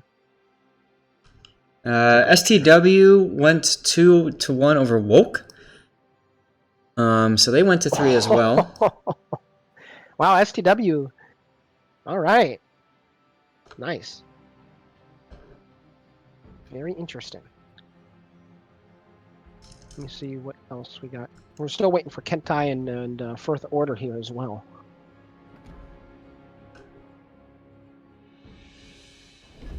Now, does this mean that Sep is completely out? No. Again, it's Swiss play, so they still have to play another one. But if they want to make the 4-team playoff, they must win. And even if they do win and Buenas Noches loses, Buenas Noches is still going to have them on the tiebreaker. So that'll be one team that will be guaranteed to be ahead of them. So what they need is others to. What they need is others to fall. So right. We shall see.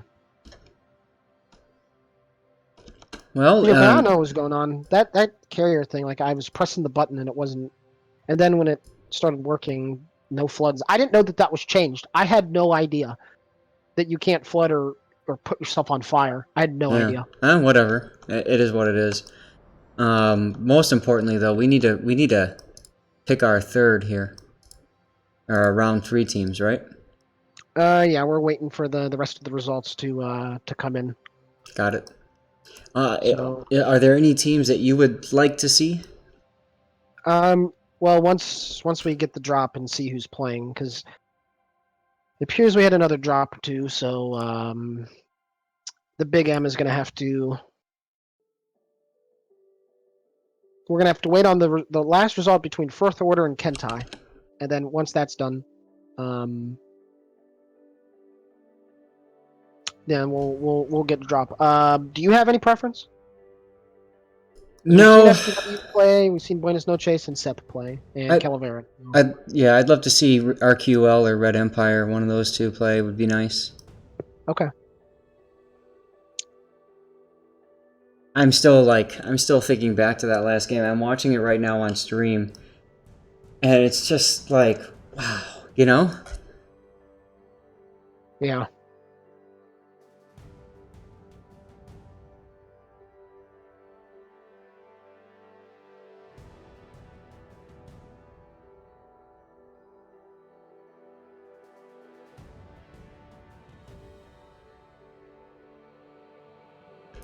What a game.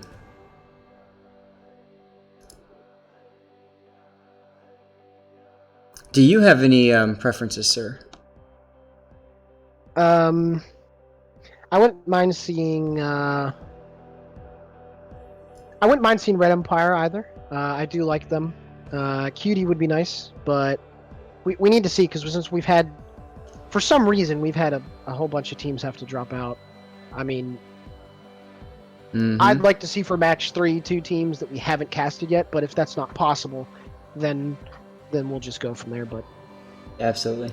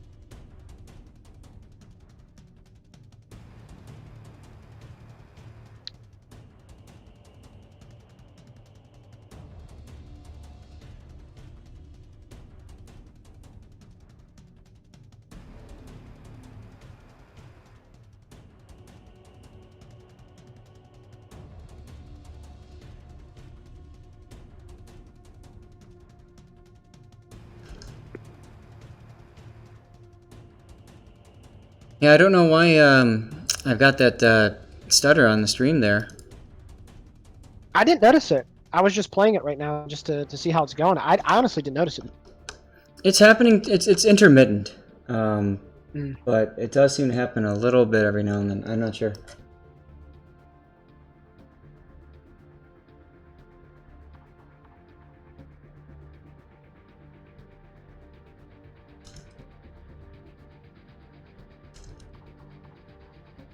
Okay. All right, you got a lot of people tuning in to watch. Hey, yeah, 56. We were at 62 or 63 at one point. That was pretty awesome. You know, routinely I'm at about 15 to 20 on my replay streams, sometimes 25-ish if somebody really well known is in here. So that's pretty cool. I mean, can't ask for better, man. And Griefer, thanks for whatever, the cheer, the bits. I don't know how the hell all this crap works, but you did something, so thanks for it.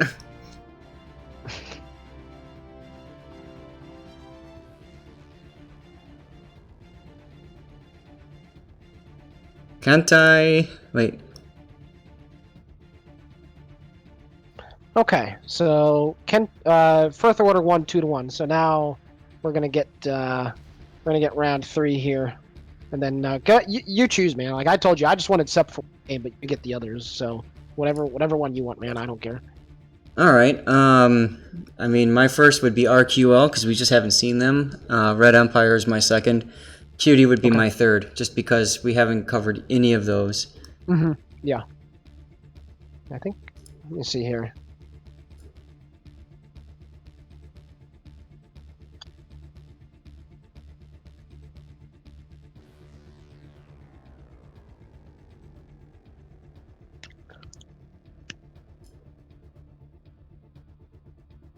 Okay, so right now, Zath, let's see. Right now, based off of the current results that have been posted, Cutie is the number 1 seed, AGL is the number 2 seed, Firth Order, which is that conglomerate of clans, is the 3rd, and STW is the 4th. So, Okay. it's not over for More Russian Bias, it's not over for Sep, but they need to guarantee a win in their 3rd match, and then they're going to need some help. They're going to need some help. So that's why, with these tournaments where you only have 3 Swiss rounds, we're probably going to change the format as well in future iterations. But when you only have 3 Swiss rounds, going 3-0 it's virtually a requirement. So. Okay. Well, maybe we can try to get in with Cutie or AGL then, if those are the higher seeds. Yeah, that'd be nice. That'd be nice. So we'll see what we get here. Yeah, work your magic, son. Well, actually, that's the Big M working his magic. So. Yeah. Again, he's the dude that just he makes this so much easier. He came to us during the first WarGames tournament and offered his services to help us out. I think it was C-Raptor was the one that talked to him, and he offered his services. So it's nice to have him on board. He's a very good guy. And I know I've already said this like 4 times, but I mean, hey, game recognizes game, so he's up for it. Absolutely. Yeah. Okay, so yeah, I wouldn't mind seeing Cutie. Cutie, they participated in WarGames F, and they did also make it to the semifinals. They lost, I believe, to MIA 2-0 in that. So they've been here before. They had a nice, a nice, a nice performance in the first tournament. So far so good for them. They're looking pretty. They're looking pretty solid, at least. That's what it seems.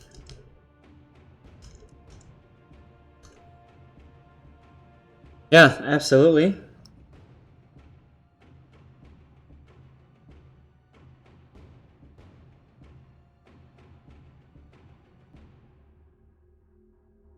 And so I just put on here the maps. We don't know who we're going to stream yet, but the maps, we have Tears of the Cruisers, followed by Sleeping Giant again, followed by a potential Warrior's Path again. I cannot stop seeing a turtle when I look at Tears of the Desert.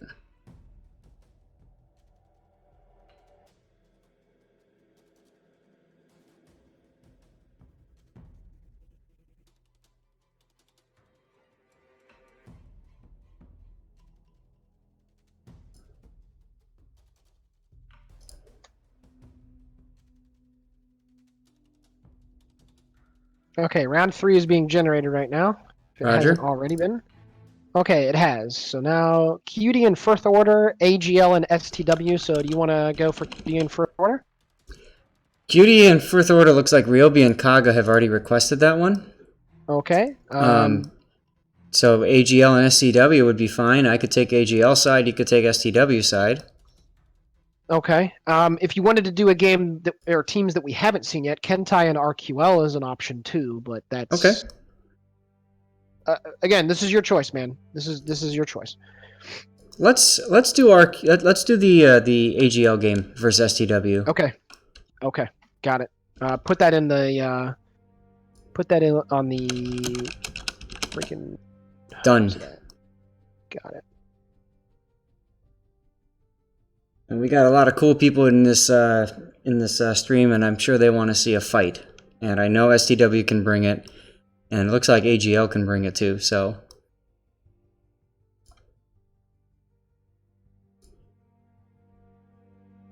Okay.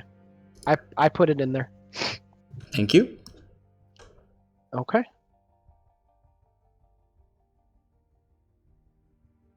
Sweet.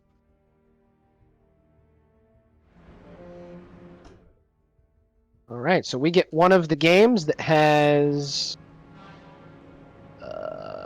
one of the games that has two teams that are 2-0. So whoever wins this is obviously guaranteed to make the playoffs. Let me see here. Who did they beat? So they beat Sons of Odin. AGL beat Sons of Odin and the new guys. And then of course STW beat La Calavera. And so based off of okay, so STW is that's why they're ranked less than AGL, because STW had a game where it went to 3 games. So if you win both of your matches 2-0, that's where you get more points from it. So if STW loses this, they're going to be in a little bit more precarious of a position because they won't have as many points when it comes to the tiebreaker. But again, for both these teams, win and you're guaranteed in. So. Right, exactly. So those of you guys who are still tuned in, thanks for sticking with us. We're going to get into our round 3 here. And like Sneaky said, after this, it's going to go towards the semifinals. Now, we know that at least one of the 2 semifinal games will be cast. Unfortunately, I'm not able to cast that. My wife is being nice enough and gracious enough to allow me to cast these.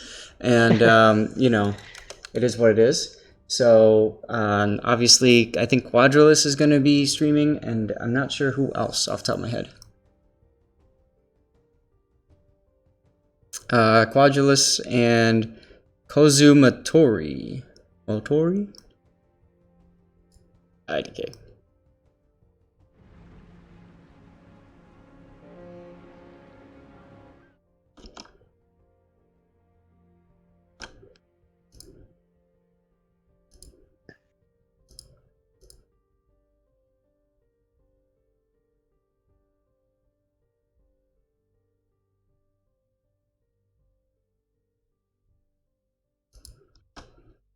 Now, if we look here, we've got Cutie versus First Order, like you were saying, EGL versus Sun Tzu.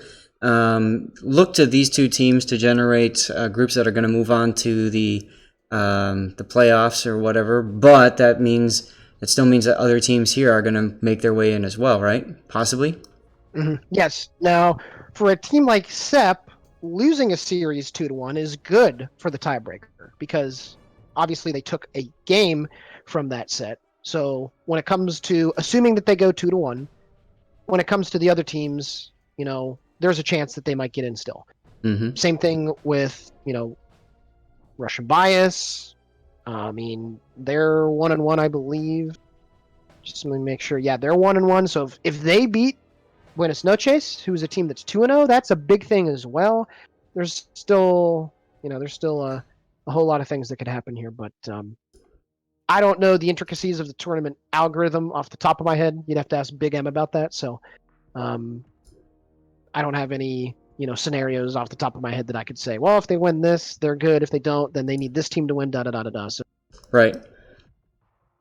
Well, what I find interesting is, for all the talk about Stalingrad and how powerful it is, we haven't seen it dominate the team lineups. We've only seen one or two at the most. Well, I will say, Zath, that last game, I think Buenos Noches, I think that they really did put that Stalingrad of Amy Mendoza when it moved through C and sat bow in just to the northeast of the cap. I thought that was a very strong position because obviously anything that turned broadside to B or A was going to get blapped, and it was pretty good. I thought that positioning was very good. The other guy up north, I didn't agree with, but end of the day, long story short, they made it work out for them. So I was very skeptical about it, about the ship having a role in the King of the Seas universe. However, it seems that there is a role, there is a time and place for it. Right, exactly.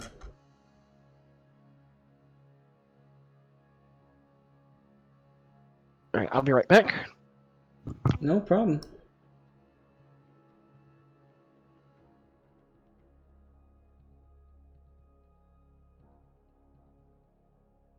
Yeah, while that's going on, I'm just building my overlays here, getting them all ready to go for you guys for our last round here. So STW versus AGL.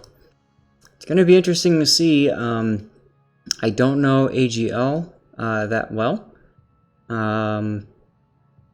So we'll have to see. I don't know what are they Latin? Is that what they're in here as?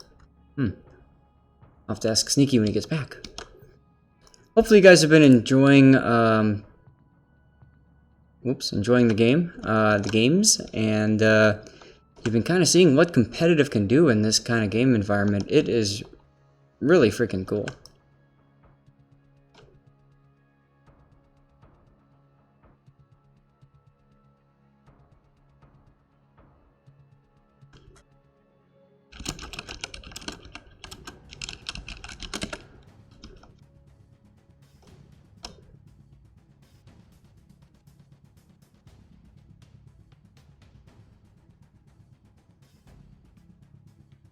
Now I'm curious, while we have a few moments, what are your predictions, guys? Who do you think is going to win this third? Is it going to be AGL? Is it going to be STW?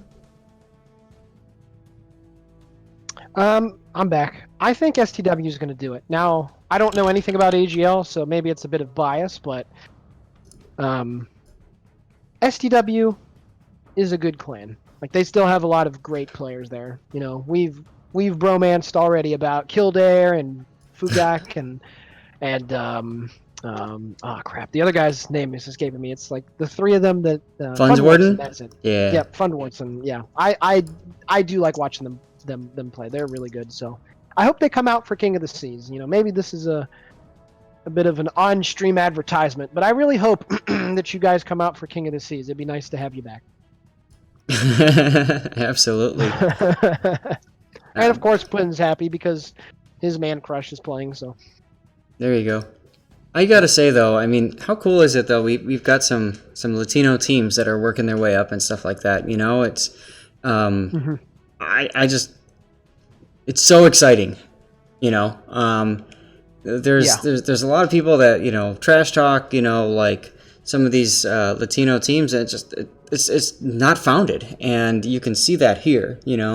These guys have made it to almost the finals. That's awesome. Yeah. And I'll go a little bit more on that. I've actually talked to Yemi Mendoza quite a bit via PM. He's a really nice guy, and he expressed his interest with competitive from the get-go, back in July, and it's just nice because the NA server, you think of America particularly, but sometimes you kind of forget that there's all those Central and South American countries that have players that play on the server, and it's nice to get their participation. And I know that C-Raptor speaks about it all the time. So if he was here right now to check this out, he would be absolutely thrilled that we have some of those guys playing. And of course, there's some time difference. They're not all on EST. There's obviously the language barrier, but yeah, it's nice to have that little faction, that little clique of guys from those countries representing themselves in World of Warships. It's always nice to have them here. Absolutely. Do you know if the room got set up yet, mate? It is set up, yes, sir. Okay. It's not Atlantic? Nope, it is Tears of the Players. Oh, hey, I will admit the new changes they did to it. It's okay. Oh, I love it. It's a far better map than what it was when it was first brought out. Oh, absolutely.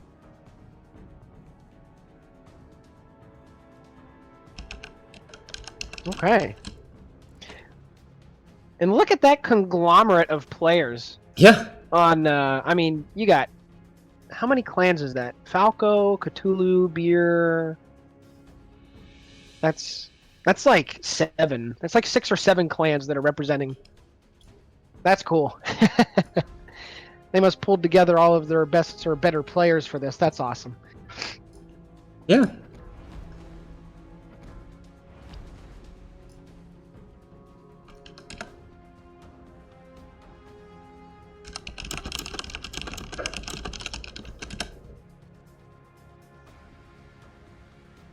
All right, guys, we're just readying up here, having some friendly cross-chat banter. Because right. that's what you do in a situation like this. You just throw down and say hi.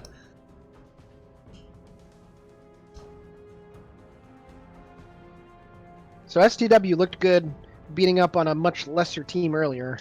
Mm-hmm. This is going to be... I really do wonder what AGL, what their alliance is gonna whip out here. I mean, they have beaten a couple good teams to get here, so I'll be interested to see what kind of lineup they're gonna bring. I know that you know already, but don't spoil anything for me, please. Don't spoil what? Well, you can look at their lineup right now, can't you? Oh, of course I can, but I'm not going to tell you.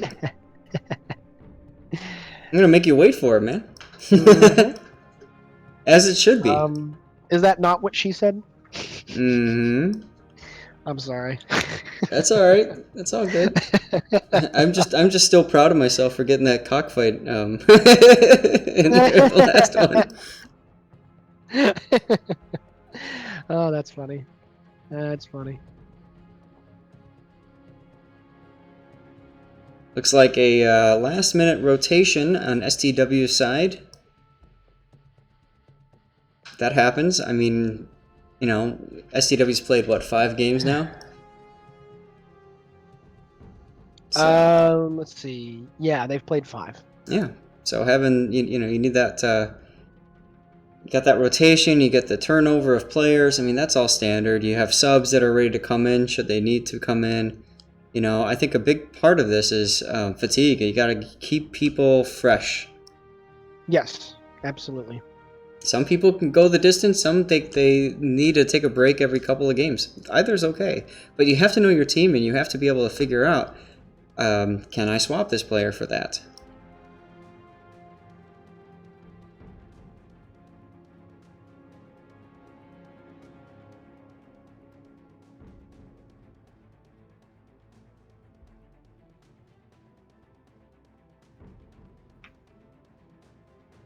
Uh, That's not a good sign. That's not a good sign. When Proxy says, "Do you have CV?" and Gloss Boss says, "Figuring it out." LOL.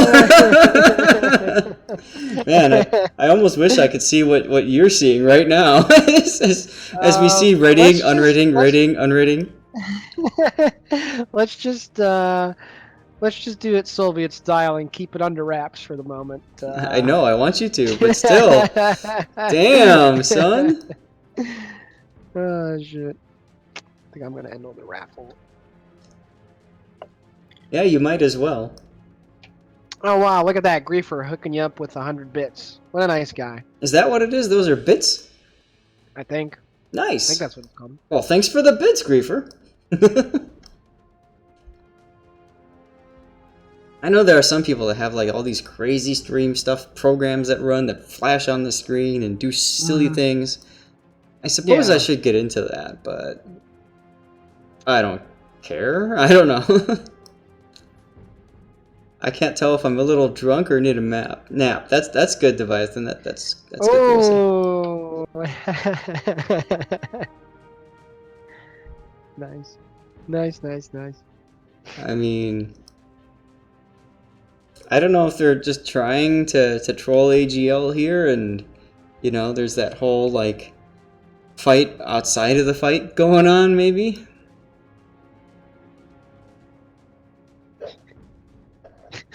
I mean, you know. Oh, we're all right. We're ready. almost there, man. Yep, we need one more. Hey, I remember season of Ranked, man, talking an enemy team into losing. That was great. Oh, really? Can you explain your magical ways? All I did was got the two remaining players left on their team to fight over what destroyer was best for ranked at tier 7. It worked so well. I'll stop there. And that was a rank 4. That was a rank that got me to rank 4. Rank 4. Wow. Excellent work, my friend. All right, Mr. Zath, what's your team got, buddy? Well, we've got Usagi Gumi in the midway, and we have 2 Yamatos. We got Ziproxy and Arca in Des Moines, a Crusette in Worcester, Caligula in Moskva, interesting 0-0 Stalingrad, and we have a Gearing and a Groot. Okay. Nice. Okay.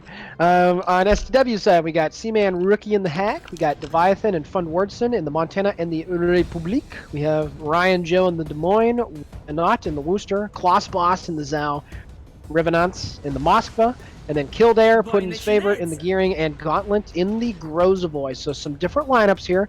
It's interesting to see that Latin American coalition is deciding to bring a Z52 on this map. What do you think the reasoning behind that is, sir? Oh, it's very easy. You get behind that rock and B cap, and you've got almost infinite cover, and you've got the the ability to hydro it and lock it down. So I have a feeling that's what they're gonna do with their Z. They're gonna just Groot it right into B. And that certainly would be the prudent play, but I would have to imagine that since the Z52 doesn't have very good AA, of course, that Rookie might be sending some planes in the vicinity of B to get some spots here early on, and B, how long it's going to be able to sit there for, because of course the Z52 does not have the American smokescreen, so it's going to be out and about in the open a decent bit more. So yep, it's definitely a risk. Yes, taking the Z52 over the Grozavoy, Gearing, even I think a Radar Yu Yang could have some. Well, I don't know. With carriers, I wouldn't do it. Radar Yu Yang doesn't see much use in King of the Seas formats, but I agree. At least it has the radar. You can utilize it. So let's see here. Right now, we got Kildare going on to B in his Gearing. Gauntlet is moving up to A, and we got Des Moines, Moskva, and Montana for STW moving down in the vicinity north of the C cap. And then we have Fund Wardson, the Zao, Worcester that are all moving up to A as well. So a 4-3 split with Kildare getting on B right now. Yep, Fun taking a quick pot shot at Arca in the Des Moines. Missed, but not by that much. And we see the Gearing now playing the part of Groot, which is unexpected. And yeah. What? I'm a little confused too. Oh boy, is he going to take... he's down, taking some pretty decent hits. that Des Moines, Ryan Joe's got a very good spot, and look at that. He is really railing into him. Yeah. As the Gearing is trying to get behind the island here for cover, which makes sense. Interestingly enough, I thought he would have popped defensive fire to help clean away these fighters that are spotting him, but he hasn't done that. Well, I just noticed that he does not have survivability expert. He's only at 19,400 hit points. That's very odd. And now the Wooster is in radar range. No! This is it. This is it. Yeah, maybe. No, it's a done deal. His engines are out. He can't even reverse out of here. Oh boy. Well, that was quick. That was what she said. Yeah. Okay. Well, that was certainly odd. I was not expecting that, but STW now is going to get A and B. They're going to have a big lead here really, really quickly. You know what's interesting is the fighters on Usagi. I mean, he wasn't really doing much of a spotting at all, and so SCW was able to get that early spots on AGL. Yes. And the other thing that's interesting, I don't get this at all. Both Yamatos are going towards A, whereas all the cruisers are going towards C. I mean, this is only something that you see in ranked, and when you look at it, you just shake your head and slap your forehead. And, you know, like I've said before, when you have both your BBs on one side, everybody on the other team only has to angle from a big blap from one direction, or one general direction. So, yep. Watch the Wooster. Ryan Joe is... Yep. Okay. Like Ryan Joe and his Des Moines, he knows that the AMEs are straight out in front of him. Revenants knows that they're both straight out in front of him, so... Oh! Big hit. Jeez. Torpedo drops.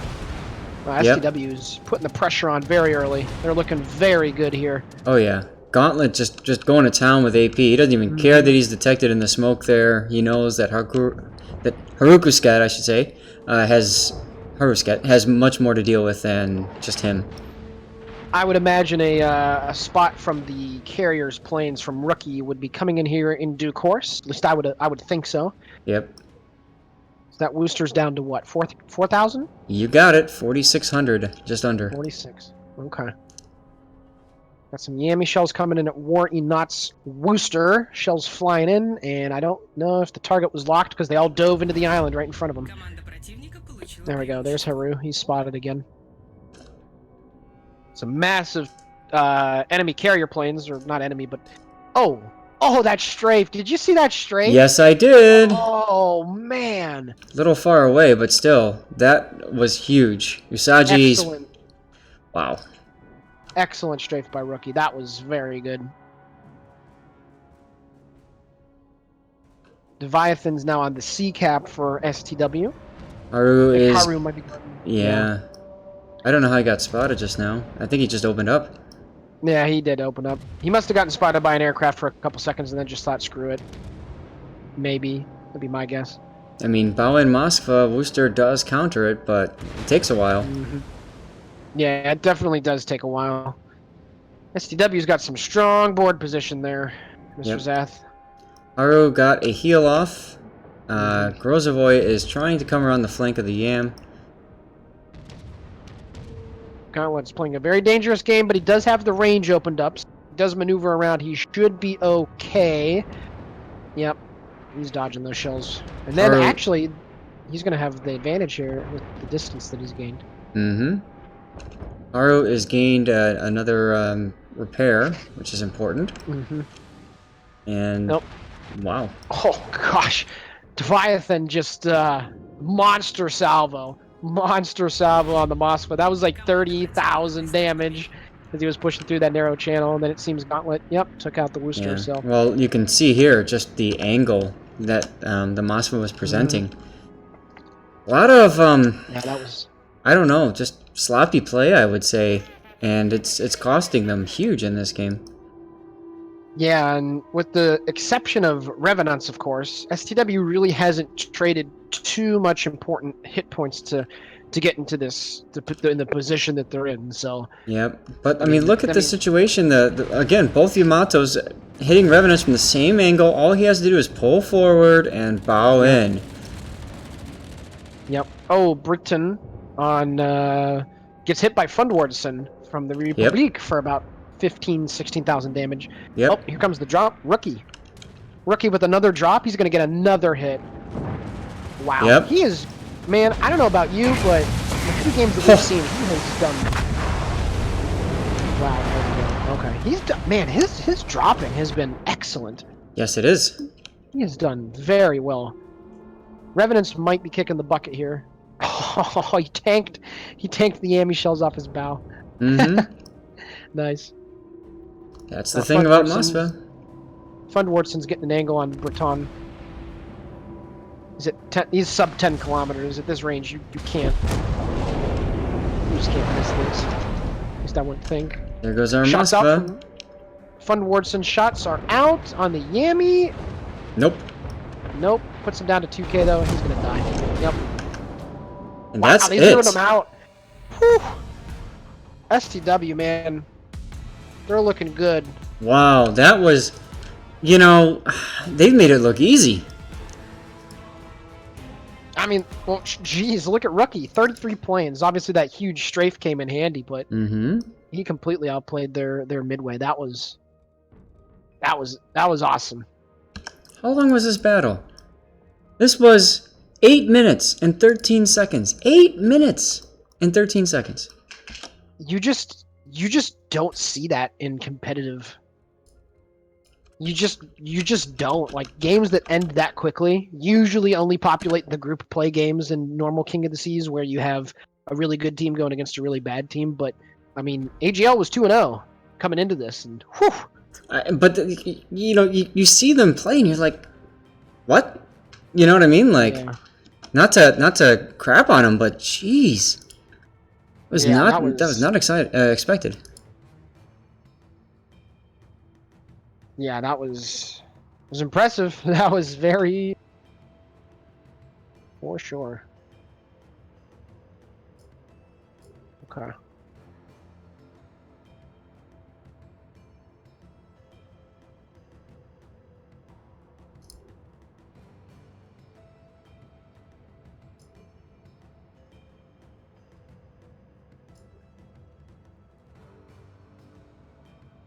Well, STW looking to obviously secure the win here. Now we go from here to Sleeping Giant, and Back to Sleeping Giant.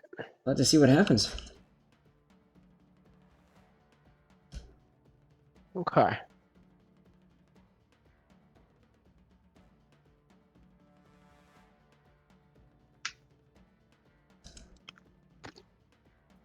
Funwardson obviously checking out his handiwork in the stream, and why not? I mean, we all did that, right? When we would do competitive, there's a delay, so come back in afterwards and see what happened.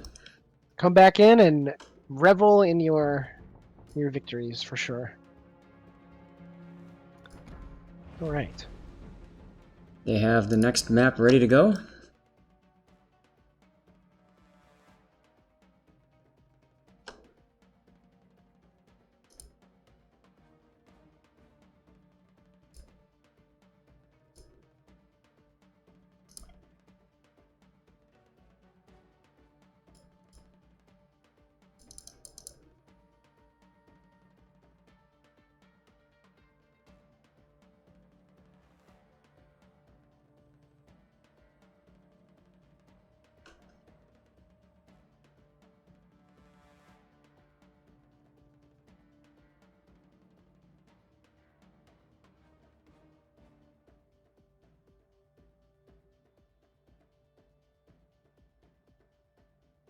All right.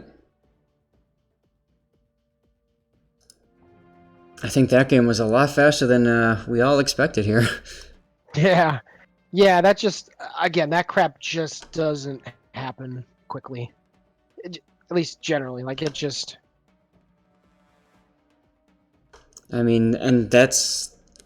let's just put it out there. That was Seaman Rookie in the carrier. 1 with the spotting, and 2 with those clutch strafes, keeping Usagi's midway bombers at bay. Yeah, that was excellent carrier play. That was excellent carrier play, for sure.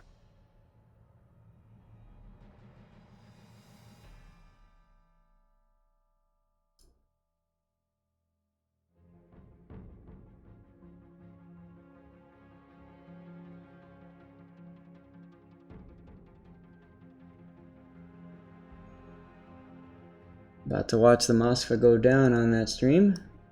I can't believe that neither team brought a Stalingrad in this game. Yeah, it's just, it's the new toy on the block, so everybody's like, oh yeah, I gotta bring it, but I don't know. I said it earlier, it might be carving out a decent little role here in King of the Seas. I mean, obviously none of the top alpha dog teams are playing, but I would have to imagine that they've probably been practicing to some extent with the Stalingrad just to see if it works out. I know that the Worcester wasn't around for King of the Seas 6 as well, because that was back in May, so now you have a Worcester and a Stalingrad to play with. And as we know, it can be viable, very viable in a competitive. We know that Yikes in clan battles had like some Worcester strat that they were able to inflict a lot of pain on. So yeah, we came up across them at the end a few times, and it's just not fun. Yeah, yeah, it's not fun.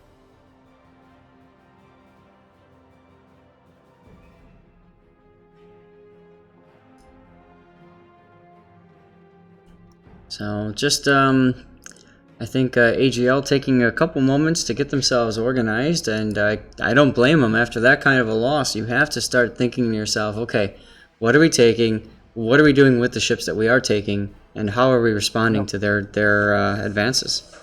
Yep.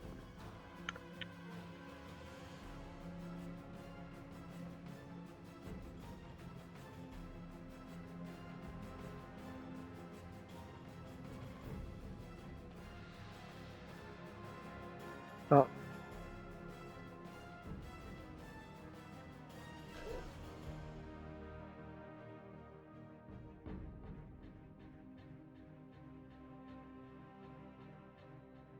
I'm just taking a moment here to get a prize out to Mr. Mario Kart guy. Congratulations, sir.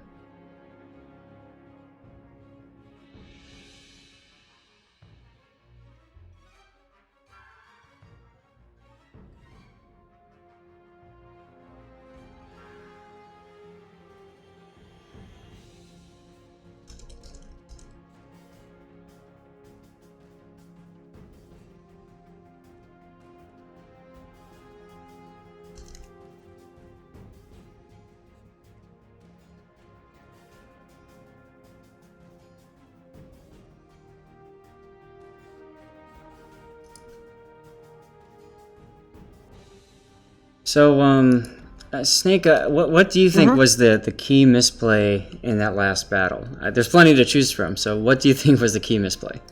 Oh, the key misplay is having both battleships on the same side. It's stupid. I mean, sorry for the language, but it's just stupid. Like, there's nothing that you gain by doing it. Mm-hmm. There's just nothing. Like I said, even if they're not in a position to shoot anything with a degree of certainty, just the fact of looking at the minimap and seeing the last reported position of a battleship on the flank will make a Moskva driver very careful. It'll make a Des Moines driver very careful. It'll make everybody honestly careful, because it's like, you just know that, and good teams focus fire really good, to a very good degree. Like when Calavera played STW in the first game on Sleeping Giant, they tried to rush the Henry into A. The second the Henry got spotted, the Republic on the other side of the map was already tossing shells downrange, and he, blapped him for half his hit points. If you don't have a battleship on the other side, it can't happen. So having your battleships wide it's as fundamental to competitive as putting peanut butter on a PB&J. Like that's something that just, if you want to have any success in competitive, you just have to do it. There's no ifs, ands, or buts about it. You just have to do it. So Mong strats like that, they just don't work. I mean, even when ZR and PSV played in King of the Seas 6, and ZR tossed their Henry in there. They still had like 3 ships on the other side of the map in a out wide to shoot back across. So you just don't see Mong strats. They just don't work. You just can't. Like, you're assuming that your Mong fleet is going to roll through the side, but it just doesn't happen. In clan battles, it's a little different because, like you said, there's no carrier, there's no spotting. But when the enemy team gets that information, it's just so easy.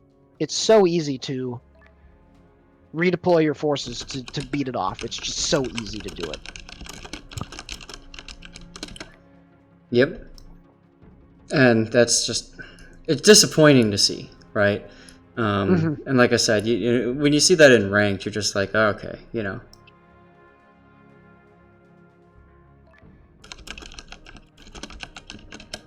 Yeah, absolutely. So, Buenas noches won their first game. So, they're looking like a lock for that playoff, assuming that they win. They're looking very good. That's great. Yeah. I really enjoyed watching them play that last series. Yeah. Yep. So I'm gonna pop up the video from SAT score, so we can all watch and enjoy. And just do me a favor and let me know if they ready up in time. Okay, we'll do. Then you push this button, which will give you 5 minutes to get out of there. Now, whatever you do, don't push this button, because that will set off the bomb immediately, and we'll all be dead. Now, repeat back what I just said. I am Groot. Uh-huh. I am Groot. That's right. I am Groot. No! No, that's the button that will kill everyone! Try again. I am Groot. I am Groot. Uh-huh. I am Groot. No! That's exactly what you just said! How's that even possible? Which button is the button you're supposed to push? Point to it. No! Hey, you're making him nervous! Shut up and give me some tape! Does anybody have any tape out there? I want to put some tape over the death button. I don't have any tape. Let me check. Yo, Yondu! Do you have any... Do you have any tape?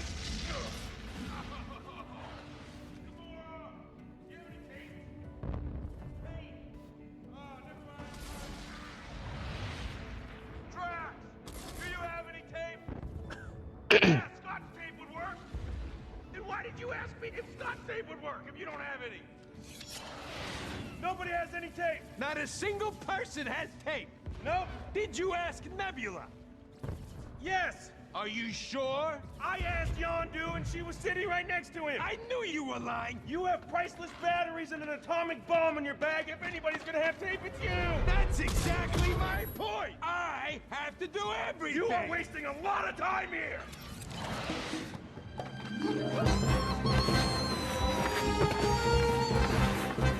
We're all gonna die. God, I love that clip so much.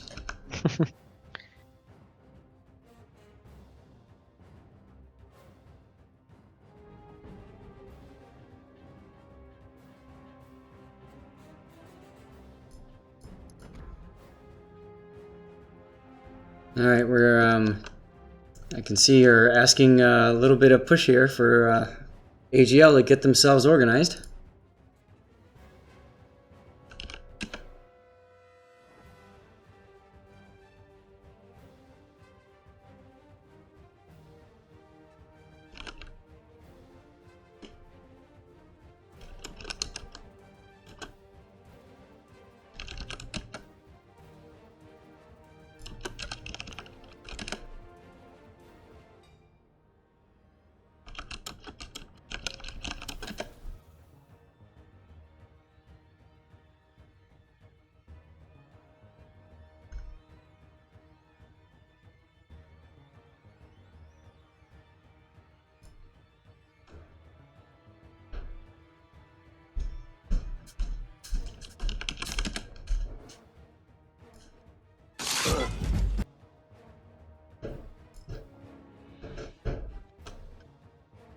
And I'm gonna go back and we'll watch the rank to 1 video as well. Why not?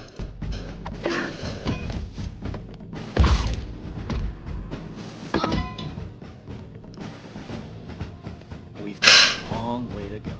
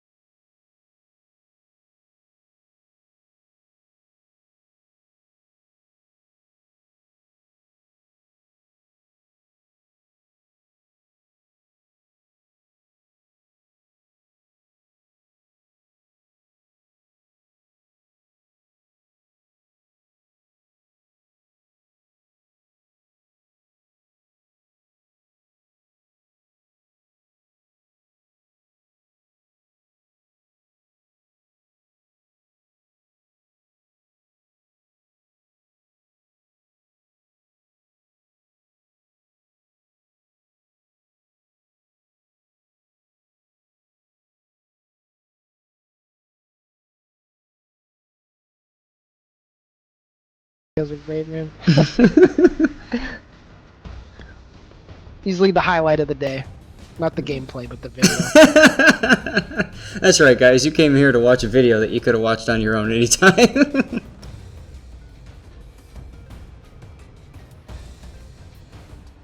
That's right. Okay. Let's see what we got here. Бой начинается. Alright, so on our team here, interesting, Usagi has switched to a Kuryu. I guess he got sick of the fact that he wasn't spotting for the team, and he wasn't able to keep his bombers alive. 2 Yamatos, 3 Des Moines, Крейсер противника уничтожен. and Moskva and Gearing, and once again, Groot. All right. All right, on the SCW side, Rookie and the Hack, Montana Republique, Deviathan, Funwartson, Ryan Joe, and War, and the Wooster, Zhao, Moskva, Klossboss, Revenants, Kildare, Gearing, and Gauntlet Grosboy. I'm fairly certain that this is the same lineup that they brought on Tears of the Desert. Looks like it. It's been a while. Yeah, there's no reason for the whatever. It happens. Kildare's going for B, Gauntlet's going for C, the Wooster, the Zhao, the Republique are going for C, the Moskva, Des Moines, and Montana are heading probably to A. I think it's another 4-3 split with Kildare going to B at the beginning, so... I'll tell you what, on this team here, we have some confusion at the initial outset here. The Amados were going together to A, then they were splitting, and now they're both turning back to A. Des Moines is going to A. The bulk of the rest of the ships, though, are going to C. The bulk of the rest of the ships are going to A. But now when Yamato is turning back, it's almost like they just don't know where to go. Oh boy. Moskva's caught broadside here. Mm-hmm. I don't think he's going to make the turn. He did. Oh, wow. He did. He could have taken so much more damage than that. Just a few shells falling short. Took a butt citadel there. Oh, he from did? Fun. Okay. Nice. As B is being capped. That is a ballsy move. Yep. Kildare's at the very south axis of the cap. He's good. Once again, the spotting. Rookie doing a beautiful job with his fighters of scouting, but Usagi just not doing enough here. Yep. Well, Kildare knows now that Des Moines is going to be moving into radar range momentarily. There's also Z-Proxy as well, but he's going to dump his torps and cap B without too much of an issue. A lot of focus fire coming in on Revenants in his Moskva. That's to be expected considering his position. Yep. And the fact that he's the only ship that's currently being detected. Interesting. Leviathan is going to get behind the big island, the circular islands at A. He's going to go out probably to the 2 line. They're pinging out there, so that's probably the position he's going to get into for a nice little bit of cross shooting. Oh yeah, and Fun is getting into a position to be able to cross shot as well from the other side. Actually, he's getting in a position to whack that Baoan Des Moines, Z-Proxy. Okay. Who I can tell has been spotted. Yep, Fun Wardson. Let's take a look here. Yep, there goes the shells. A little bit of wonky dispersion, but Z-Proxy is continuing to move forward. He's got no chance. I mean, he's got those bombers coming in. Kildare's got him. He's already dead and he doesn't even know it because he's not going to be able to make it into the A cap. He's going to start turning now, but Fund Wardson is obviously going to be reloaded in time. So yeah, keep turning. I'm reloading. Yeah, that was just that's turkey shoot right there, man. Bad play, just bad positioning. He was way too aggressive with that Des Moines. He was in the right spot for Des Moines, but he got baited into pulling forward. And meanwhile, Revenants is just sitting there chilling at half. Like, okay, guys. It'll get lost in the comments, but some good carrier spotting by Rookie, getting those torpedoes spotted that were coming in Leviathan's way. He didn't. They ran out of steam before they got there, but it's nice to see the carriers proactively spotting for torpedoes. And mind you, the torpedo spot range was nerfed by 50%. Uh-oh, the Z-52 that's in A right now. Yep. Oh, Fund Wardson with another big... Right up the butt. And here come the bombers. Yep, and this is why the Z-52 is obsolete, in my opinion, in King of the Seas, because it cannot protect itself from carriers. You know, I'm wondering, how in the world did they manage to get 2-0? That's what I mean, and I mean, I don't want to trash talk a team, but no. the way that these guys are playing, it's just... It's odd. It's very odd. Leviathan with a 4K hit. Oh, Klossboss. Wow. Everything's just dying. Are they going to zero them out again? I've never seen that. I've never seen a team get get zeroed out in 2 games in a row. I've never seen that. The way that this is shaping up, I mean... There's a chance. Ryan is a little bit lowish on the Des Moines, and Mosk was a little lowish, but... Look at the HP. I mean, over 100 and almost 150,000 health point difference between the two sides. Yep. Leviathan is getting dropped on, but it's a bit inconsequential. Cause we're not even looking at it. Nah, he's good. He's good. Because you know the action's coming someplace else. Yep. General Jeff almost pulling a Notzer. Still getting shot at from Revenants, but yeah, this is just, again, guys, I've harped on it a million times already. Sending your forces in the general area, having your battleships on the same side, it's just, you're never going to beat any decent team. Now, Ken, I have to preface it with decent because this is World of Warships after all, and I've seen some crazy crap. But Anything can happen. Against any reasonable team, there's just, it just doesn't, it just doesn't work at all. Yep. Worry Not is now starting to spam General Jeff, who is pulled up to a position where he basically said, I'm not sure what to do, but I think I can help over here. Yeah. And, I mean, he's going to go down. Here come the Torp bombers. Yep. The other Yamato... licking his chops right now, man.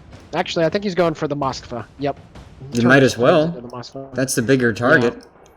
And he should have enough, assuming the Moskva doesn't have defensive AA going, he should have enough torpedoes to get this nice drop off. And yeah, here comes Rookie. Yeah, he should get this kill, I think. Yep, he's got it.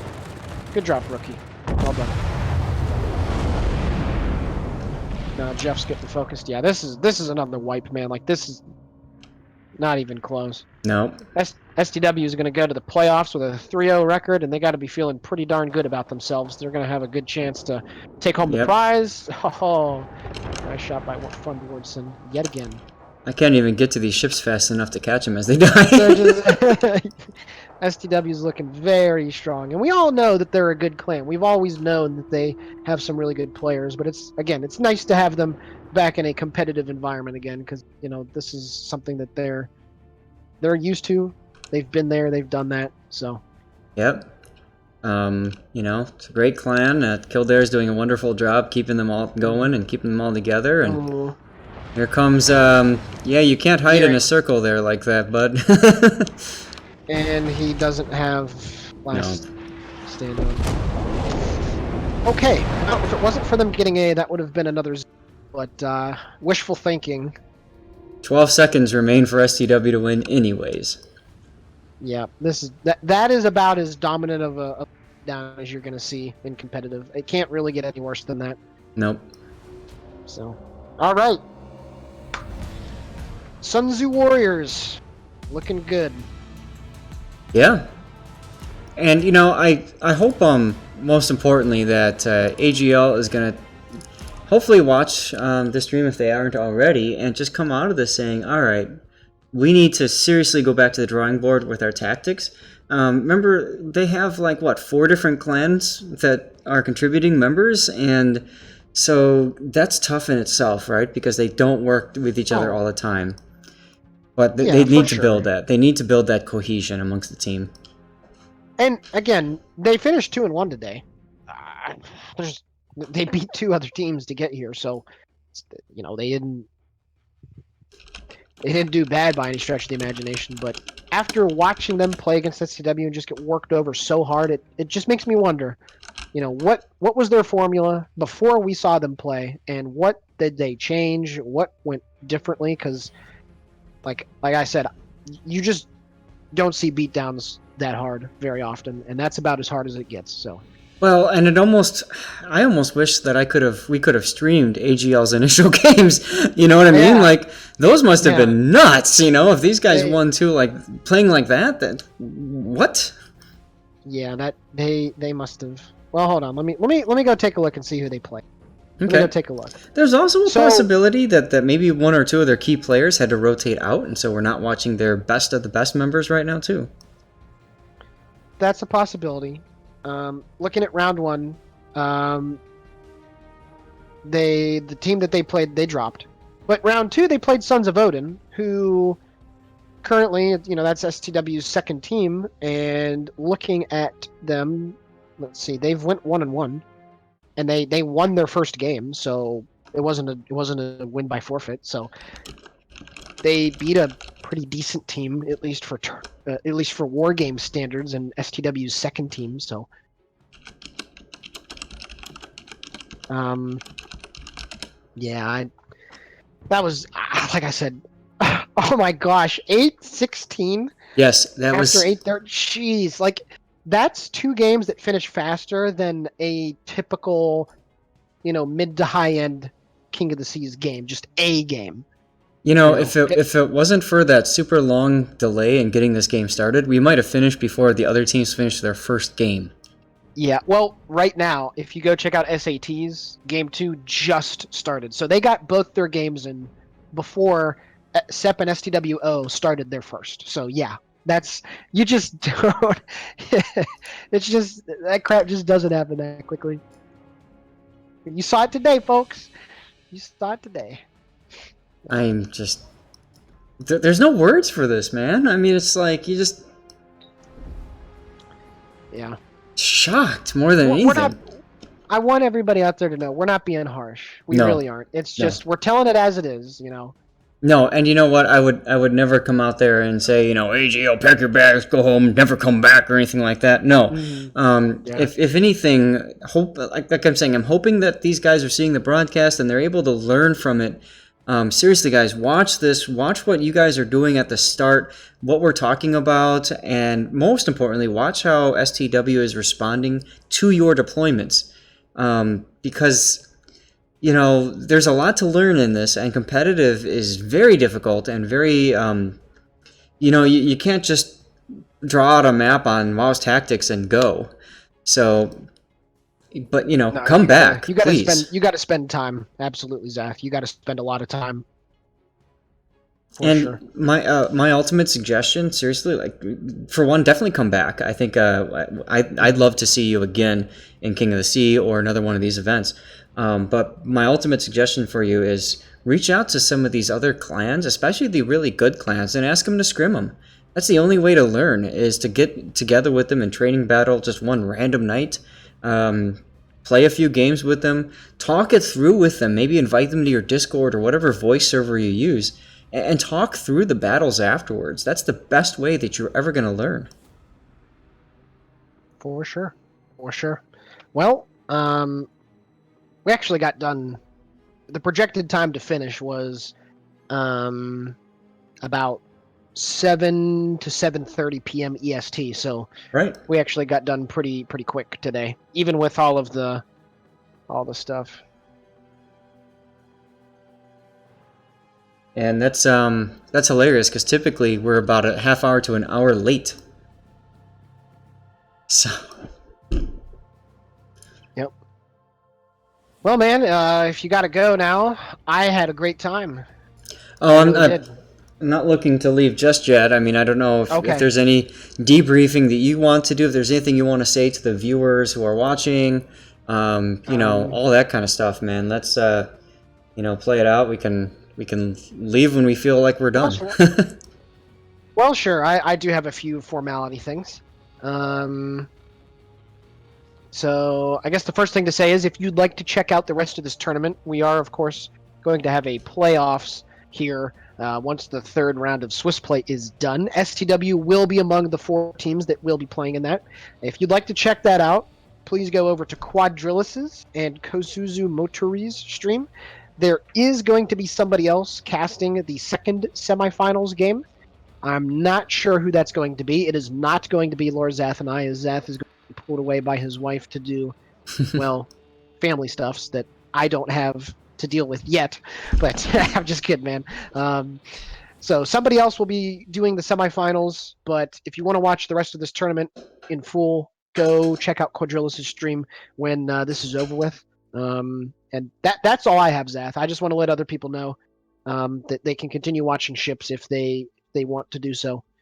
We saw that second set between Sep and Buenos Noches was, I'd argue that was probably the best set of the day. And obviously there's other, we didn't see anybody else's, but 3 very, very good games. They looked like a King of the Seas games. They looked like, all of them were at least 15 minutes in duration. They were all, back and forth affairs. So that kind of stuff, that's what we'd love to see. Best of 3 that goes to 3, and each team is just throwing punch after punch back and forth. So that was a pleasure to watch those 3 games for sure. Those were very good results. Absolutely. I'm glad that the teams that came out did and played. And, that second set, like you said, amazing. First set watching STW do work was also quite nice. But, what we're seeing is we're seeing teams that are learning to work together and are trying different strategies out. And you know what? They're not done yet. And I would echo what you said. Please, guys, go check out some other streamers. Don't stick around this channel. Go somewhere else. There's still plenty of games going on. It's kind of like when you, when you're watching like football or something and one game ends, it's like just flip the channel and pick up another one. But definitely watch what happens in the finals. I have a strong feeling that STW has a good shot at getting into the actual final battle, and might even win it. And I you know what, the way they've been playing these 2 rounds we've got them, I'd love to see them get all the way, and we'll just have to see what happens. But guys, tune in. I know I will be, even though I'll be doing dinner with the wife and stuff like that. I'll still tab over and check it out every now and then. Why not?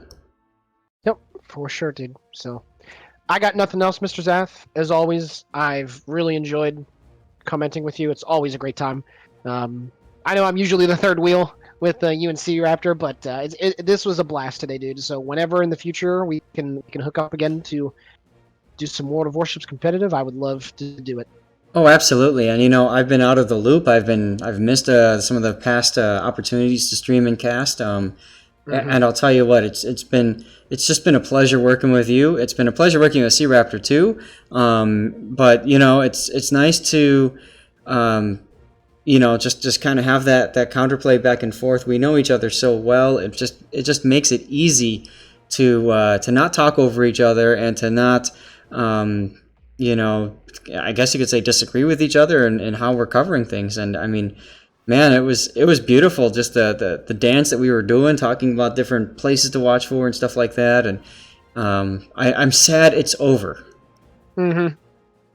Yeah, well, hey, I do have a problem sometimes of talking over people, so I hope I was a good boy. Oh man, you were fine, dude. Okay. All right. No. We weren't talking over each other at all, which was, that's the most important part for casters, right? Yeah, I know. I'm just saying sometimes I get a little carried away with that, so It's easy to happen. You're watching what's going on and you're starting feeding things through and stuff like that. I get you completely. And it's just, you get excited because you're watching what's happening, and what's happening in front of you it's right there, So no, don't ever apologize for that, man. That's why we do this stuff. Yes, sir. For sure. All right. Well, on that note, let's end this, put a fork in it, and start making dinner, at least for me. And guys, thank you for joining up. For those of you guys that won, congratulations, and best of luck to everybody else. Funds Warden is mentioning, by the way, that STW is always happy to scrim. Just message _Kildare _, and he'll set you up. That's just awesome. Okay. Well, right, actually, thanks. that's convenient because since I am going to be playing for us for Sep in this King of the Seas, well, free publicity for a scrim. I think we'll take the bite. There you go. Sounds good to me. So, well, thank you, Zath. I appreciate it, buddy. No problem. Take care, everybody. Have a great rest of your day. And, we're going to have to play off with Let's Horn at the end because that's just what we do. So, see you all later. See you, Zath.